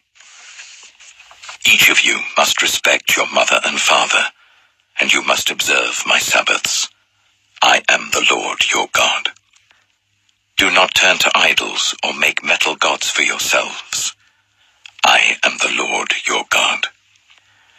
When you sacrifice a fellowship offering to the Lord, sacrifice it in such a way that it will be accepted on your behalf. It shall be eaten on the day you sacrifice it or on the next day. Anything left over until the third day must be burned. If any of it is eaten on the third day, it is impure and will not be accepted. Whoever eats it will be held responsible because they have desecrated what is holy to the Lord. They must be cut off from their people. When you reap the harvest of your land, do not reap to the very edges of your field, or gather the gleanings of your harvest. Do not go over your vineyard a second time, or pick up the grapes that have fallen. Leave them for the poor and the foreigner. I am the Lord your God. Do not steal. Do not lie. Do not deceive one another. Do not swear falsely by my name and so profane the name of your God. I am the Lord. Do not defraud or rob your neighbor. Do not hold back the wages of a hired worker overnight. Do not curse the deaf or put a stumbling block in front of the blind, but fear your God. I am the Lord. Do not pervert justice. Do not show partiality to the poor or favoritism to the great, but judge your neighbor fairly. Do not go about spreading slander among your people. Do not do anything that endangers your neighbor's life. I am the Lord. Do not hate a fellow Israelite in your heart. Rebuke your neighbor frankly, so that you will not share in their guilt. Do not seek revenge or bear a grudge against anyone among your people, but love your neighbor as yourself. I am the Lord. my decrees. Do not mate different kinds of animals. Do not plant your field with 2 kinds of seed. Do not wear clothing woven of 2 kinds of material. If a man sleeps with a female slave who is promised to another man, but who has not been ransomed or given her freedom, there must be due punishment. Yet they are not to be put to death, because she had not been freed. The man, however, must bring a ram to the entrance to the tent of meeting for a guilt offering to the Lord. With the ram of the guilt offering, the priest is to make atonement for him before the Lord for the sin he has committed, and his sin will be forgiven. When you enter the land and plant any kind of fruit tree, regard its fruit as forbidden. For 3 years you are to consider it forbidden. It must not be eaten. In the 4th year, all its fruit will be holy, an offering of praise to the Lord. But in the 5th year, you may eat its fruit. In this way your harvest will be increased. I am the Lord your God. Do not eat any meat with the blood still in it. Do not practice divination or seek omens. Do not cut the hair at the sides of your head or clip off the edges of your beard. Do not cut your bodies for the dead or put tattoo marks on yourselves. I am the Lord. Do not degrade your daughter by making her a prostitute, or the land will turn to prostitution and be filled with wickedness. Observe my Sabbaths and have reverence for my sanctuary. I am the Lord. Do not turn to mediums or seek out spiritists, for you will be defiled by them. I am the Lord your God. Stand up in the presence of the aged. Show respect for the elderly and revere your God. I am the Lord. When a foreigner resides among you in your land, do not ill-treat them. The foreigner residing among you must be treated as your native-born. Love them as yourself, for you were foreigners in Egypt. I am the Lord your God. Do not use dishonest standards when measuring length, weight, or quantity. Use honest scales and honest weights, an honest ephah and an honest hin. I am the Lord your God who brought you out of Egypt. Keep all my decrees and all my laws and follow them. I am the Lord. Leviticus chapter 20. The Lord said to Moses, "Say to the Israelites, any Israelite or any foreigner residing in Israel who sacrifices any of his children to Moloch is to be put to death. The members of the community are to stone him. I myself will set my face against him and will cut him off from his people, for by sacrificing his children to Moloch, he has defiled my sanctuary and profaned my holy name. If the members of the community close their eyes when that man sacrifices one of his children to Moloch, and if they fail to put him to death, I myself will set my face against him and his family, and will cut them off from their people, together with all who follow him in prostituting themselves to Moloch. I will set my face against anyone who turns to mediums and spiritists to prostitute themselves by following them, and I will cut them off from their people. Consecrate yourselves and be holy, because I am the Lord your God. Keep my decrees and follow them. I am the Lord who makes you holy. Anyone who curses their father or mother is to be put to death. Because they have cursed their father or mother, their blood will be on their own head. If a man commits adultery with another man's wife, with the wife of his neighbor, both the adulterer and the adulteress are to be put to death. If a man has sexual relations with his father's wife, he has dishonored his father. Both the man and the woman are to be put to death. Their blood will be on their own heads. If a man has sexual relations with his daughter-in-law, both of them are to be put to death. What they have done is a perversion. Their blood will be on their own heads. If a man has sexual relations with a man, as one does with a woman, both of them have done what is detestable. They are to be put to death. Their blood will be on their own heads. If a man marries both a woman and her mother, it is wicked. Both he and they must be burned in the fire, so that no wickedness will be among you. If a man has sexual relations with an animal, he is to be put to death, and you must kill the animal. If a woman approaches an animal to have sexual relations with it, kill both the woman and the animal. They are to be put to death. Their blood will be on their own heads. If a man marries his sister, the daughter of either his father or his mother, and they have sexual relations, it is a disgrace. They are to be publicly removed from their people. He has dishonored his sister and will be held responsible.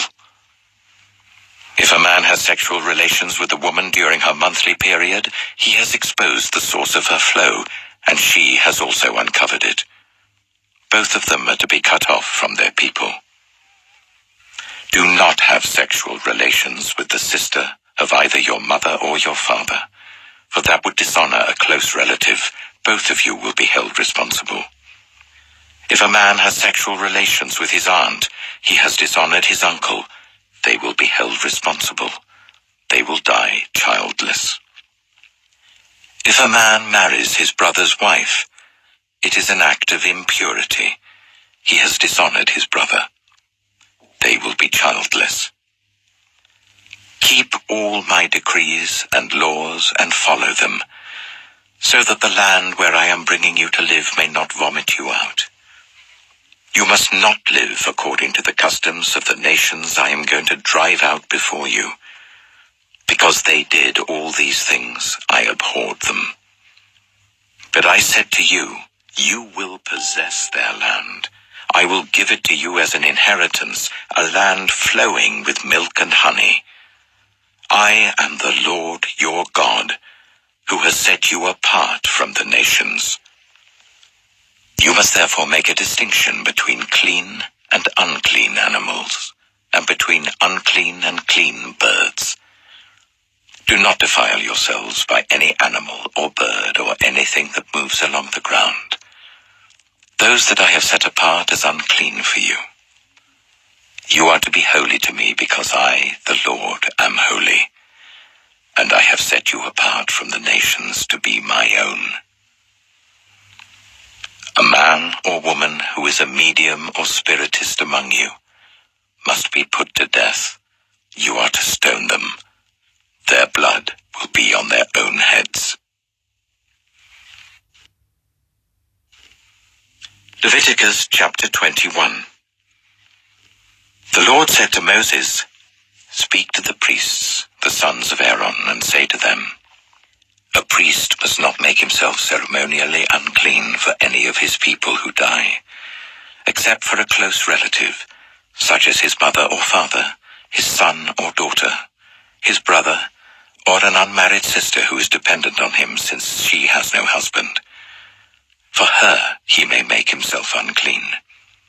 He must not make himself unclean for people related to him by marriage, and so defile himself.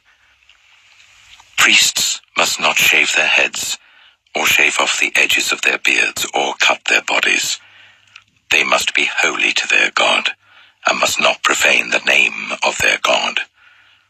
Because they present the food offerings to the Lord, the food of their God, they are to be holy. They must not marry women defiled by prostitution or divorced from their husbands, because priests are holy to their God. Regard them as holy, because they offer up the food of your God. Consider them holy, because I, the Lord, am holy, I who make you holy. If a priest's daughter defiles herself by becoming a prostitute, she disgraces her father. She must be burned in the fire. The high priest, the one among his brothers who has had the anointing oil poured on his head, and who has been ordained to wear the priestly garments, must not let his hair become unkempt or tear his clothes. He must not enter a place where there is a dead body. He must not make himself unclean, even for his father or mother, nor leave the sanctuary of his God or desecrate it, because he has been dedicated by the anointing oil of his God. I am the Lord.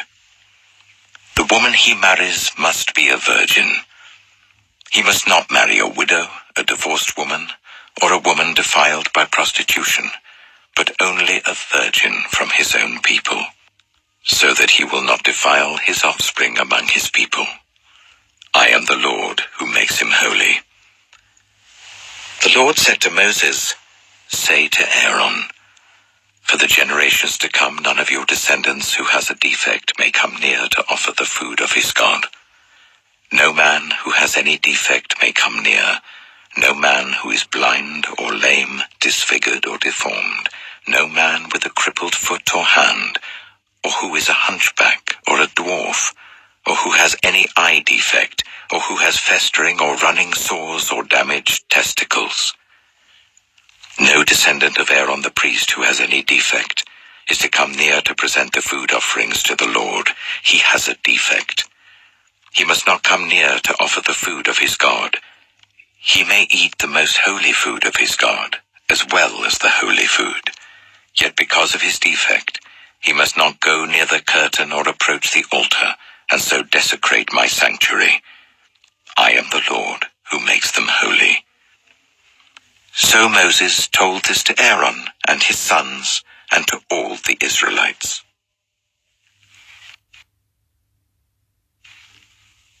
Leviticus chapter 22.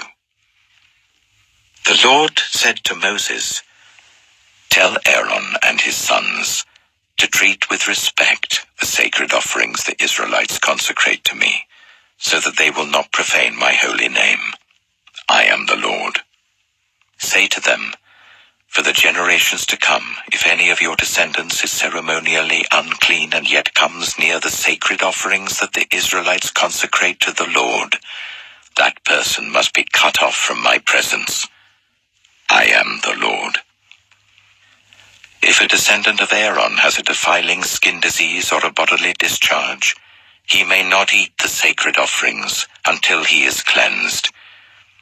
He will also be unclean if he touches something defiled by a corpse or by anyone who has an emission of semen, or if he touches any crawling thing that makes him unclean, or any person who makes him unclean, whatever the uncleanness may be. The one who touches any such thing will be unclean till evening. He must not eat any of the sacred offerings unless he has bathed himself with water. When the sun goes down, he will be clean, and after that he may eat the sacred offerings, for they are his food. He must not eat anything found dead or torn by wild animals, and so become unclean through it. I am the Lord. The priests are to perform my service in such a way that they do not become guilty and die for treating it with contempt. I am the Lord who makes them holy. No one outside a priest's family may eat the sacred offering, nor may the guest of a priest or his hired worker eat it. But if a priest buys a slave with money, or if slaves are born in his household, they may eat his food. If a priest's daughter marries anyone other than a priest, she may not eat any of the sacred contributions. But if a priest's daughter becomes a widow, or is divorced, yet has no children, and she returns to live in her father's household as in her youth, she may eat her father's food. No unauthorized person, however, may eat it. Anyone who eats a sacred offering by mistake must make restitution to the priest for the offering and add 1/5 of the value to it. The priests must not desecrate the sacred offerings the Israelites present to the Lord by allowing them to eat the sacred offerings and so bring upon them guilt requiring payment. I am the Lord who makes them holy. The Lord said to Moses, "Speak to Aaron and his sons and to all the Israelites and say to them, if any of you, whether an Israelite or a foreigner residing in Israel, presents a gift for a burnt offering to the Lord, either to fulfill a vow or as a free will offering, you must present a male without defect from the cattle, sheep, or goats, in order that it may be accepted on your behalf. Do not bring anything with a defect, because it will not be accepted on your behalf. When anyone brings from the herd or flock a fellowship offering to the Lord to fulfill a special vow or as a free will offering, it must be without defect or blemish to be acceptable. Do not offer to the Lord the blind, the injured, or the maimed, or anything with warts or festering or running sores. Do not place any of these on the altar as a food offering presented to the Lord. You may, however, present as a free will offering an ox or a sheep that is deformed or stunted, but it will not be accepted in fulfillment of a vow. You must not offer to the Lord an animal whose testicles are bruised, crushed, torn, or cut. You must not do this in your own land, and you must not accept such animals from the hand of a foreigner and offer them as the food of your God.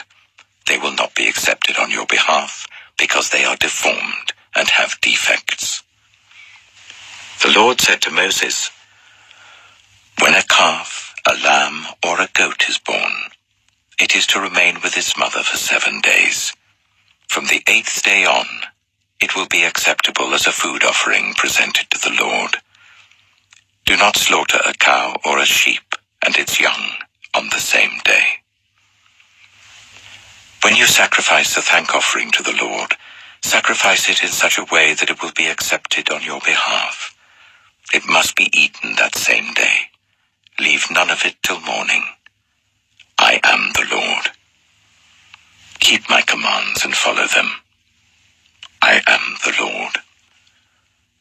Do not profane my holy name, for I must be acknowledged as holy by the Israelites. I am the Lord who made you holy, and who brought you out of Egypt to be your God. I am the Lord. Leviticus chapter 23.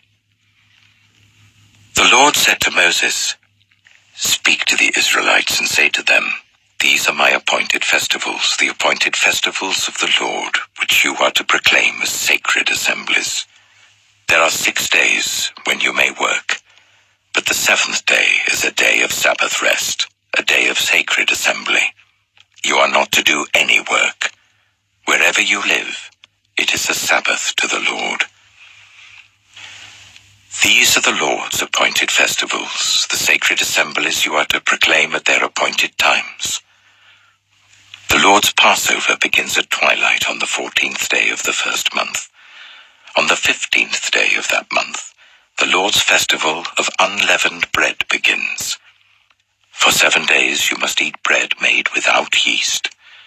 On the first day hold a sacred assembly, and do not do any of your ordinary work. For 7 days present a food offering to the Lord, and on the 7th day hold a sacred assembly, and do not do any of your ordinary work." The Lord said to Moses, "Speak to the Israelites and say to them, 'When you enter the land I am going to give you and you reap its harvest, bring to the priest a sheaf of the first grain you harvest. He is to wave the sheaf before the Lord, so it will be accepted on your behalf. The priest is to wave it on the day after the Sabbath. On the day you wave the sheaf, you must sacrifice as a burnt offering to the Lord a lamb a year old without defect, together with its grain offering of 1/5 of an ephah of the finest flour mixed with olive oil. A food offering presented to the Lord, a pleasing aroma, and its drink offering of 1/4 of a hin of wine. You must not eat any bread, or roasted, or new grain, until the very day you bring this offering to your God. This is to be a lasting ordinance for the generations to come, wherever you live. From the day after the Sabbath, the day you brought the sheaf of the wave offering, count 7 full weeks. Count 50 days up to the day after the 7th Sabbath, and then present an offering of new grain to the Lord. From wherever you live, Bring 2 loaves made of 1/5 of an ephah of the finest flour, baked with yeast, as a wave offering of first fruits to the Lord. Present with this bread 7 male lambs, each a year old and without defect, 1 young bull and 2 rams. They will be a burnt offering to the Lord, together with their grain offerings and drink offerings, a food offering, an aroma pleasing to the Lord. Then sacrifice 1 male goat for a sin offering and 2 lambs, each a year old, for a fellowship offering. The priest is to wave the 2 lambs before the Lord as a wave offering, together with the bread of the first fruits. They are a sacred offering to the Lord for the priest. On that same day, you are to proclaim a sacred assembly and not do any ordinary work. This is to be a lasting ordinance for the generations to come, wherever you live. When you reap the harvest of your land, do not reap to the very edges of your field, or gather the gleanings of your harvest. Leave them for the poor and for the foreigner residing among you. I am the Lord your God.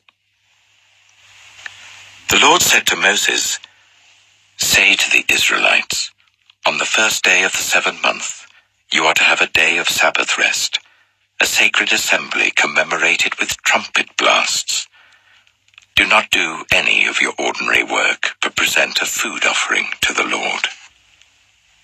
The Lord said to Moses, "The 10th day of this 7th month is the Day of Atonement. Hold a sacred assembly and deny yourselves, and present a food offering to the Lord.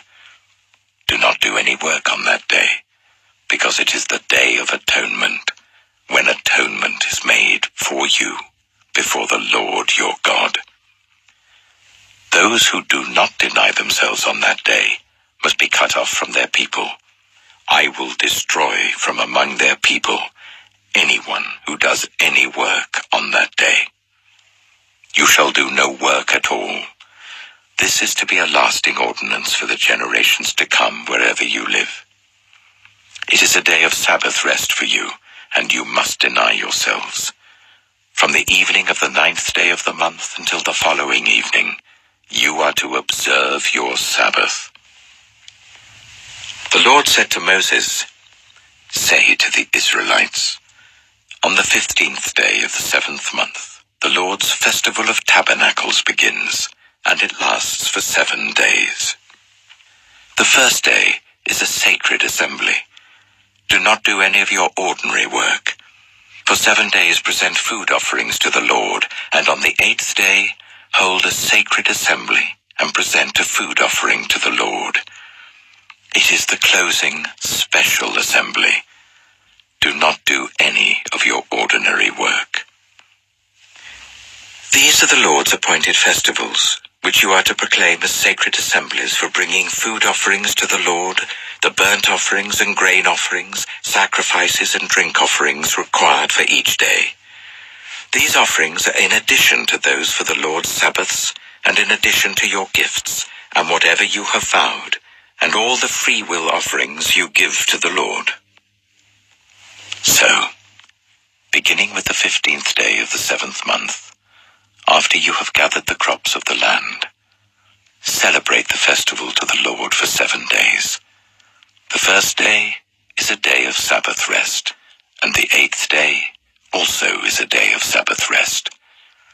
On the first day you are to take branches from luxuriant trees, from palms, willows, and other leafy trees, and rejoice before the Lord your God for 7 days. Celebrate this as a festival to the Lord for 7 days each year. This is to be a lasting ordinance for the generations to come. Celebrate it in the 7th month. Live in temporary shelters for 7 days. All native-born Israelites are to live in such shelters, so that your descendants will know that I made the Israelites live in temporary shelters when I brought them out of Egypt. I am the Lord your God." So Moses announced to the Israelites the appointed festivals of the Lord.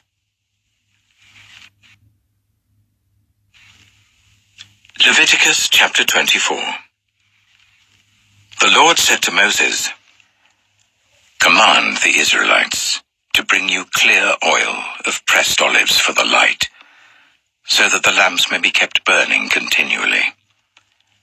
Outside the curtain that shields the ark of the covenant law in the tent of meeting, Aaron is to tend the lamps before the Lord from evening till morning continually. This is to be a lasting ordinance for the generations to come. The lamps on the pure gold lampstand before the Lord must be tended continually. Take the finest flour and bake 12 loaves of bread using 1/5 of an ephah for each loaf. Arrange them in 2 piles, 6 in each pile, on the table of pure gold before the Lord. By each pile put some pure incense as a memorial portion, to represent the bread and to be a food offering presented to the Lord. This bread is to be set out before the Lord regularly, Sabbath after Sabbath, on behalf of the Israelites, as a lasting covenant. It belongs to Aaron and his sons, who are to eat it in the sanctuary area, because it is a most holy part of their perpetual share of the food offerings presented to the Lord." Now the son of an Israelite mother and an Egyptian father went out among the Israelites, and a fight broke out in the camp between him and an Israelite. The son of the Israelite woman used the name blasphemously with a curse, so they brought him to Moses. His mother's name was Shelomith, the daughter of Dibri the Danite. They put him in custody until the will of the Lord should be made clear to them. Then the Lord said to Moses, "Take the blasphemer outside the camp. All those who heard him are to lay their hands on his head, and the entire assembly is to stone him. Say to the Israelites, anyone who curses their God will be held responsible. Anyone who uses the name of the Lord blasphemously is to be put to death. The entire assembly must stone them, whether foreigner or native born. When they use the name blasphemously, they are to be put to death. Anyone who takes the life of a human being is to be put to death. Anyone who takes the life of someone's animal must make restitution, life for life. Anyone who injures their neighbor is to be injured in the same manner, fracture for fracture, eye for eye, tooth for tooth.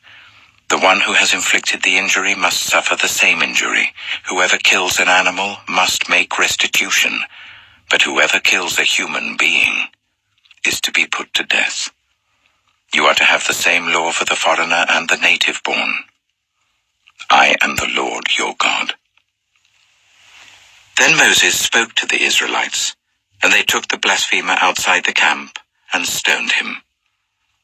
The Israelites did as the Lord commanded Moses. Leviticus chapter 25. The Lord said to Moses at Mount Sinai, "Speak to the Israelites and say to them, when you enter the land I am going to give you, the land itself must observe a Sabbath to the Lord. For 6 years sow your fields, and for 6 years prune your vineyards and gather their crops. But in the 7th year, the land is to have a year of Sabbath rest, a Sabbath to the Lord. Do not sow your fields or prune your vineyards. Do not reap what grows of itself, or harvest the grapes of your untended vines. The land is to have a year of rest. Whatever the land yields during the Sabbath year will be food for you, for yourself, your male and female servants, and the hired worker and the temporary resident who live among you, as well as for your livestock and the wild animals in your land. Whatever the land produces may be eaten. Count 7 Sabbath years, 7 times 7 years, so that the 7 Sabbath years amount to a period of 49 years. Then sound the trumpet everywhere on the 10th day of the 7th month. On the Day of Atonement, sound the trumpet throughout your land. Consecrate the 50th year and proclaim liberty throughout the land to all its inhabitants. It shall be a jubilee for you. Each of you is to return to your family property and to your own clan. The 50th year shall be a jubilee for you. Do not sow and do not reap what grows of itself, or harvest the untended vines, for it is a jubilee and is to be holy for you. Eat only what is taken directly from the fields. In this year of jubilee, everyone is to return to their own property. If you sell land to any of your own people or buy land from them, do not take advantage of each other. You are to buy from your own people on the basis of the number of years since the Jubilee, and they are to sell to you on the basis of the number of years left for harvesting crops. When the years are many, you are to increase the price, and when the years are few, you are to decrease the price, because what is really being sold to you is the number of crops. Do not take advantage of each other, but fear your God. I am the Lord your God. Follow my decrees and be careful to obey my laws, and you will live safely in the land. Then the land will yield its fruit, and you will eat your fill and live there in safety. You may ask, what will we eat in the 7th year if we do not plant or harvest our crops? I will send you such a blessing in the 6th year that the land will yield enough for 3 years. While you plant during the 8th year, you will eat from the old crop and will continue to eat from it until the harvest of the 9th year comes in. The land must not be sold permanently because the land is mine, and you reside in my land as foreigners and strangers. Throughout the land that you hold as a possession, you must provide for the redemption of the land. If one of your fellow Israelites becomes poor and sells some of their property, their nearest relative is to come and redeem what they have sold. If, however, there is no one to redeem it for them, but later on they prosper and acquire sufficient means to redeem it themselves, they are to determine the value for the years since they sold it and refund the balance to the one to whom they sold it. They can then go back to their own property. But if they do not acquire the means to repay, what was sold will remain in the possession of the buyer until the year of Jubilee. It will be returned in the Jubilee, and they can go back to their property. Anyone who sells a house in a walled city retains the right of redemption a full year after its sale. During that time, the seller may redeem it. If it is not redeemed before a full year has passed, the house in the walled city shall belong permanently to the buyer and the buyer's descendants. It is not to be returned in the Jubilee. But houses in villages without walls round them are to be considered as belonging to the open country. They can be redeemed, and they are to be returned in the Jubilee. The Levites always have the right to redeem their houses in the Levitical towns which they possess. So the property of the Levites is redeemable, that is, a house sold in any town they hold, and is to be returned in the Jubilee, because the houses in the towns of the Levites are their property among the Israelites, but the pasture land belonging to their towns must not be sold. It is their permanent possession. If any of your fellow Israelites become poor and are unable to support themselves among you, help them as you would a foreigner and stranger, so that they can continue to live among you. Do not take interest or any profit from them, but fear your God, so that they may continue to live among you. You must not lend them money at interest or sell them food at a profit. I am the Lord your God, who brought you out of Egypt to give you the land of Canaan, and to be your God. If any of your fellow Israelites become poor and sell themselves to you, do not make them work as slaves. They are to be treated as hired workers or temporary residents among you. They are to work for you until the year of Jubilee. Then they and their children are to be released, and they will go back to their own clans and to the property of their ancestors. Because the Israelites are my servants whom I brought out of Egypt, They must not be sold as slaves. Do not rule over them ruthlessly, but fear your God. Your male and female slaves are to come from the nations around you. From them you may buy slaves. You may also buy some of the temporary residents living among you and members of their clans born in your country, and they will become your property. You can bequeath them to your children as inherited property and can make them slaves for life, but you must not rule over your fellow Israelites ruthlessly. If a foreigner residing among you becomes rich and any of your fellow Israelites become poor and sell themselves to the foreigner, or to a member of the foreigner's clan, they retain the right of redemption after they have sold themselves. One of their relatives may redeem them, an uncle or a cousin, or any blood relative in their clan may redeem them. Or, if they prosper, they may redeem themselves. They and their buyer are to count the time from the year they sold themselves up to the year of Jubilee. The price for their release is to be based on the rate paid to a hired worker for that number of years. If many years remain, they must pay for their redemption a larger share of the price paid for them. If only a few years remain until the year of Jubilee, they are to compute that and pay for their redemption accordingly. They are to be treated as workers hired from year to year. You must see to it that those to whom they owe service do not rule over them ruthlessly. Even if someone is not redeemed in any of these ways, they and their children are to be released in the year of Jubilee, for the Israelites belong to me as servants.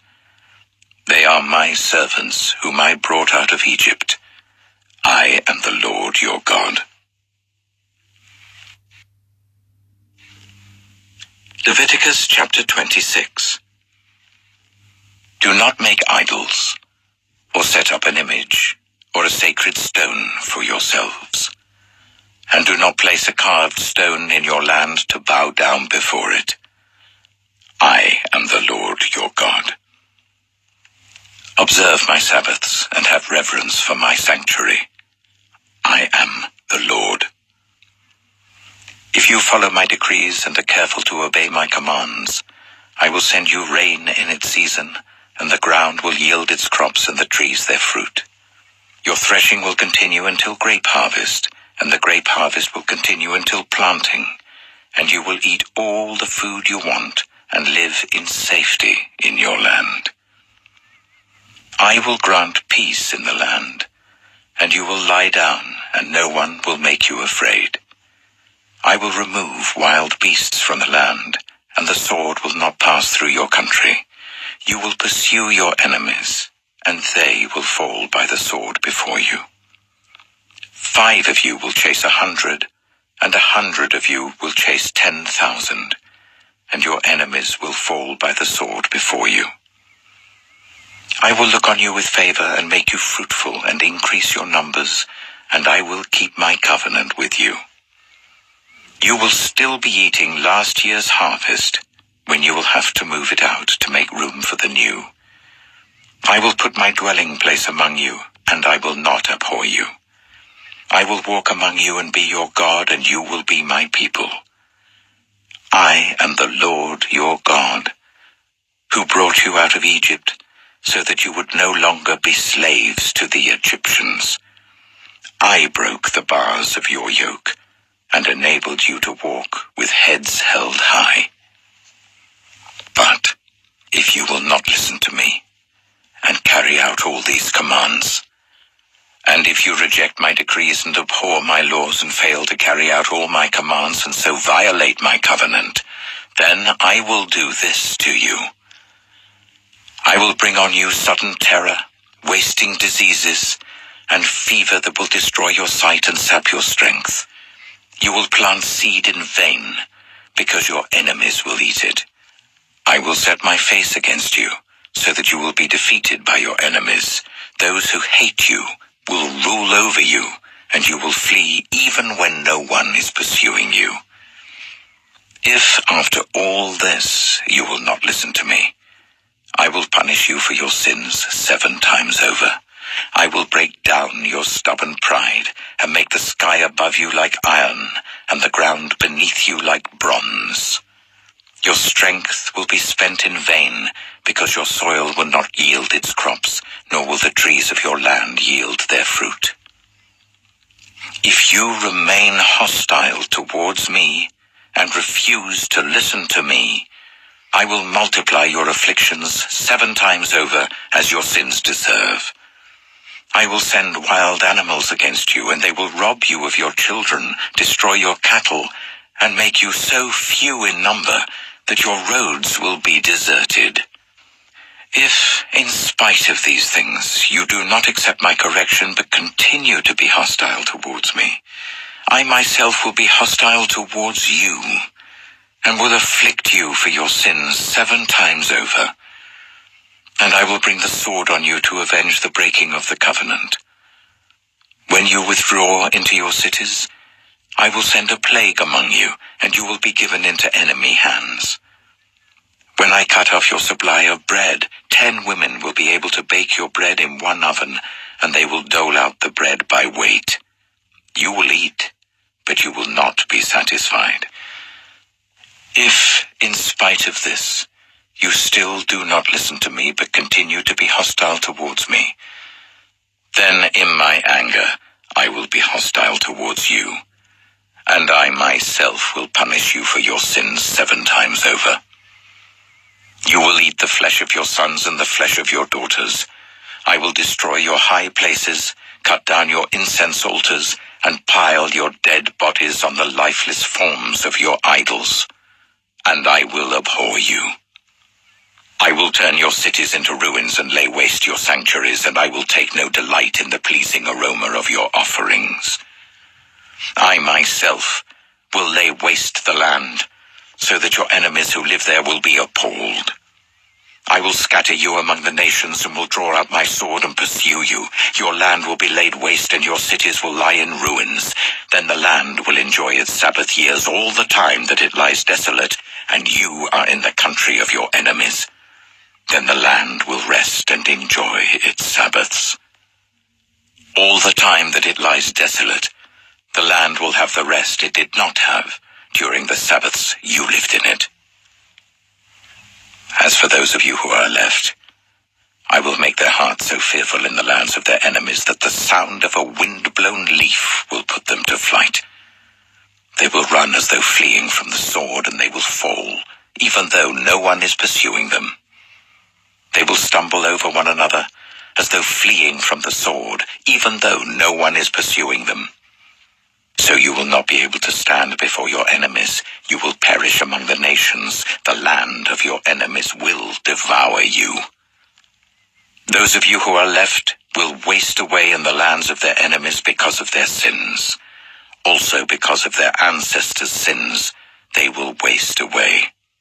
But if they will confess their sins and the sins of their ancestors, their unfaithfulness and their hostility towards me, which made me hostile towards them, so that I sent them into the land of their enemies, then, when their uncircumcised hearts are humbled and they pay for their sin, I will remember my covenant with Jacob and my covenant with Isaac and my covenant with Abraham, and I will remember the land. For the land will be deserted by them, and will enjoy its Sabbaths while it lies desolate without them. They will pay for their sins because they rejected my laws and abhorred my decrees. Yet, in spite of this, when they are in the land of their enemies, I will not reject them or abhor them, so as to destroy them completely, breaking my covenant with them. I am the Lord their God. But for their sake I will remember the covenant with their ancestors, whom I brought out of Egypt in the sight of the nations to be their God. I am the Lord. These are the decrees, the laws, and the regulations that the Lord established at Mount Sinai between himself and the Israelites through Moses.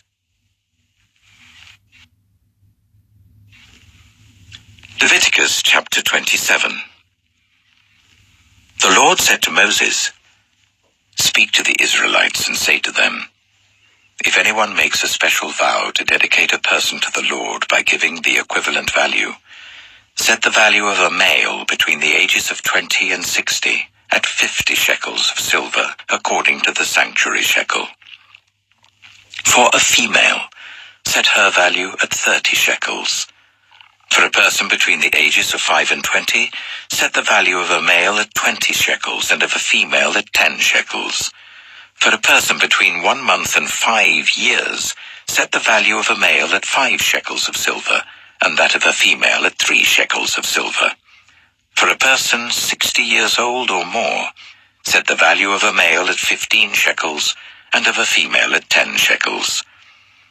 If anyone making the vow is too poor to pay the specified amount, the person being dedicated is to be presented to the priest, who will set the value according to what the one making the vow can afford.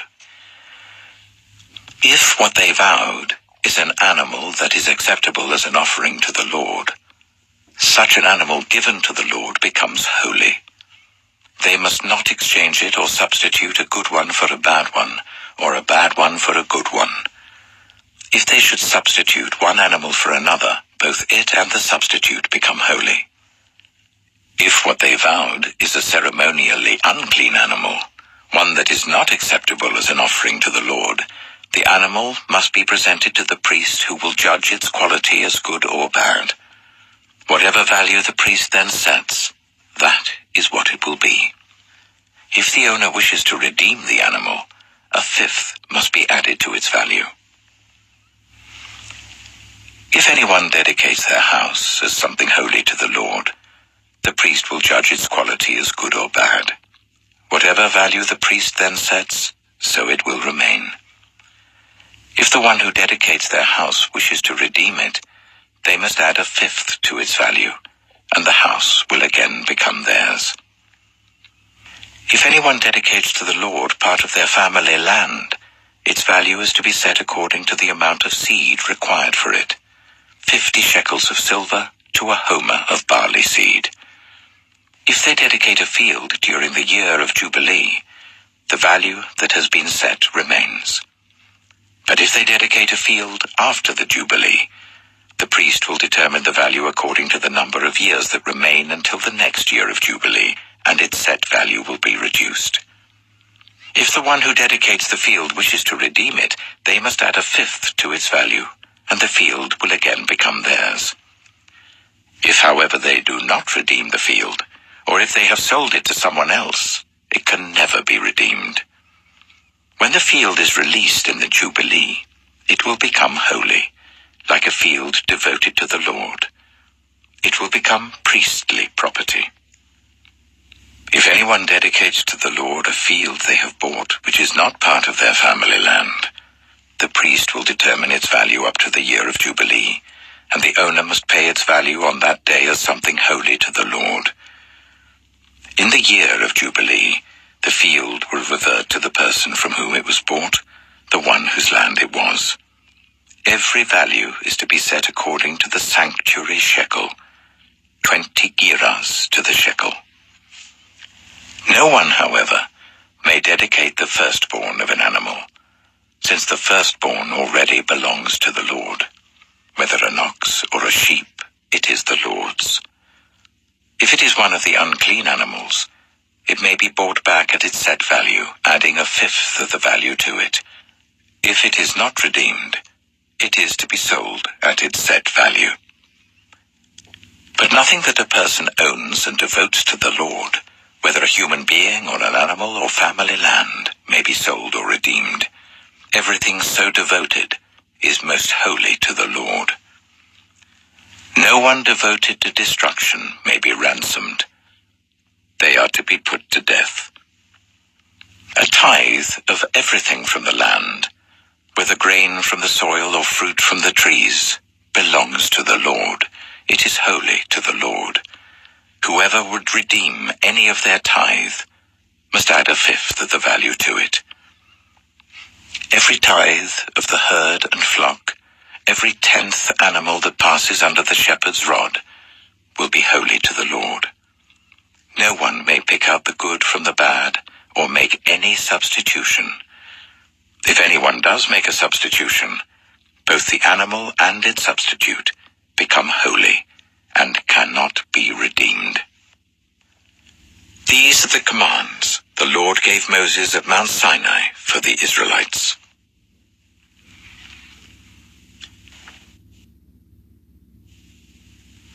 The Book of Numbers. Numbers chapter 1. The Lord spoke to Moses in the tent of meeting in the desert of Sinai on the first day of the second month of the second year after the Israelites came out of Egypt. He said, "Take a census of the whole Israelite community by their clans and families, listing every man by name, one by one. You and Aaron are to count according to their divisions, all the men in Israel who are 20 years old or more, and able to serve in the army. One man from each tribe, each of them the head of his family, is to help you.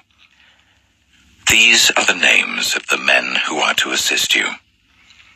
From Reuben, Elizur, son of Shediah. From Simeon, Shelumiel, son of Zurishaddai. From Judah, Nachshon, son of Amminadab. From Issachar, Nathanael, son of Zuar.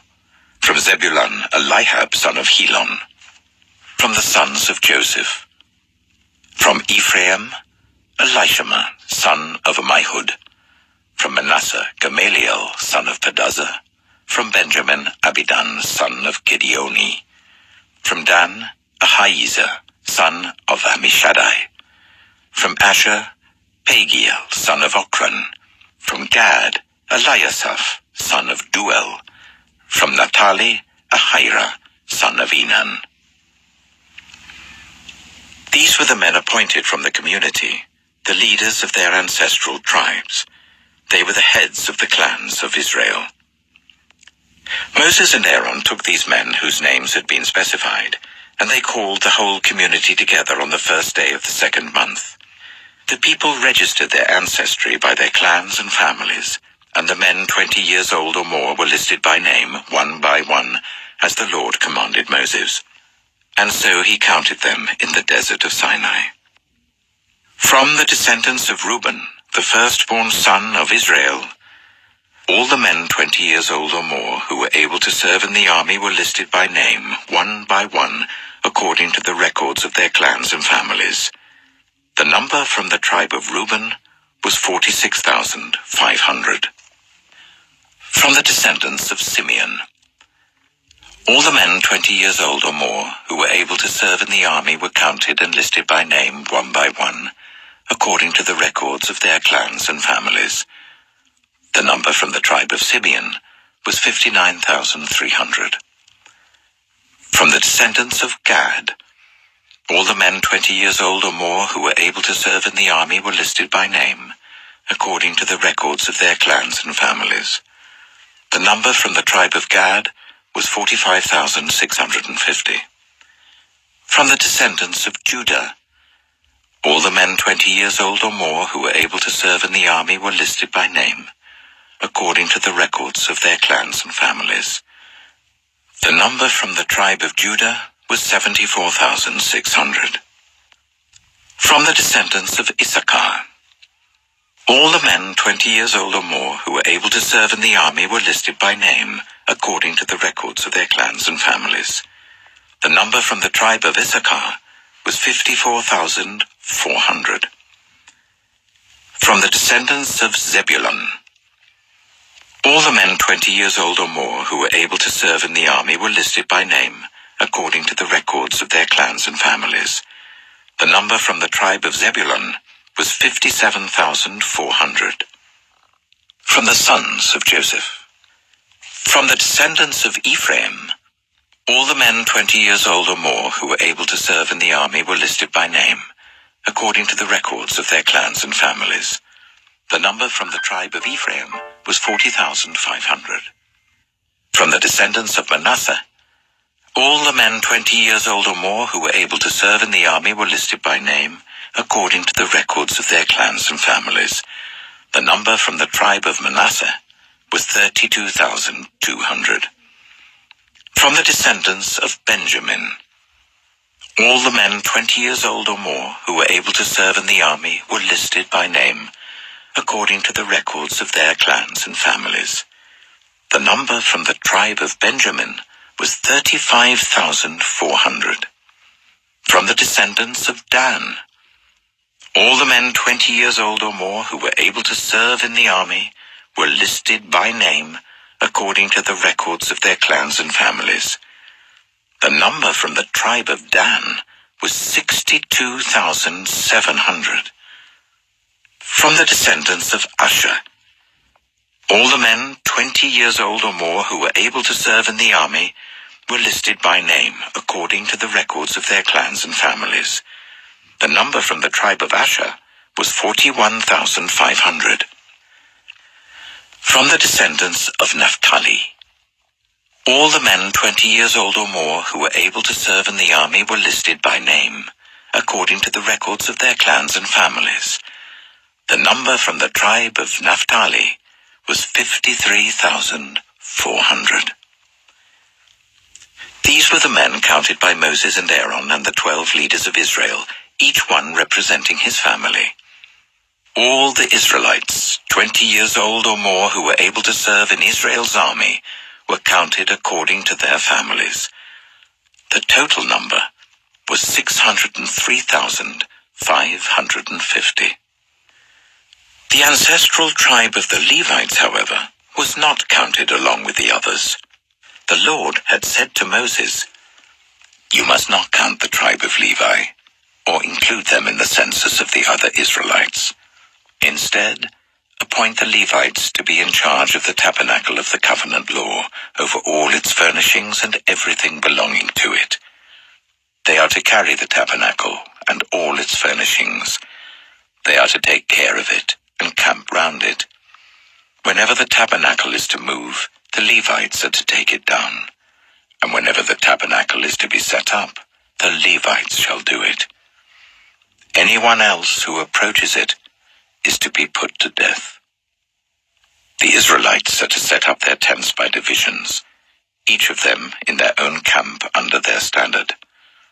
The Levites, however, are to set up their tents round the tabernacle of the covenant law, so that my wrath will not fall on the Israelite community. The Levites are to be responsible for the care of the tabernacle of the covenant law. The Israelites did all this just as the Lord commanded Moses. Numbers chapter 2. The Lord said to Moses and Aaron, "The Israelites are to camp round the tent of meeting, some distance from it, each of them under their standard and holding the banners of their family. On the east, towards the sunrise, the divisions of the camp of Judah are to camp under their standard. The leader of the people of Judah is Nahshon, son of Amminadab. His division numbers 74,600. The tribe of Issachar will camp next to them. The leader of the people of Issachar is Nathanael, son of Zuar. His division numbers 54,400. The tribe of Zebulun will be next. The leader of the people of Zebulun is Eliab, son of Helon. His division numbers 57,400. All the men assigned to the camp of Judah according to their divisions number 186,400. They will set out first. On the south will be the divisions of the camp of Reuben under their standard. The leader of the people of Reuben is Elizur, son of Shediah. His division numbers 46,500. The tribe of Simeon will camp next to them. The leader of the people of Simeon is Shelumiel, son of Zurishadai. His division numbers 59,300. The tribe of Gad will be next. The leader of the people of Gad is Eliasaph, son of Duel. His division numbers 45,650. All the men assigned to the camp of Reuben according to their divisions number 151,450. They will set out second. Then the tent of meeting and the camp of the Levites will set out in the middle of the camps. They will set out in the same order as they set up camp, each in their own place, under their standard. On the west will be the divisions of the camp of Ephraim, under their standard. The leader of the people of Ephraim is Elishama, son of Ammihud.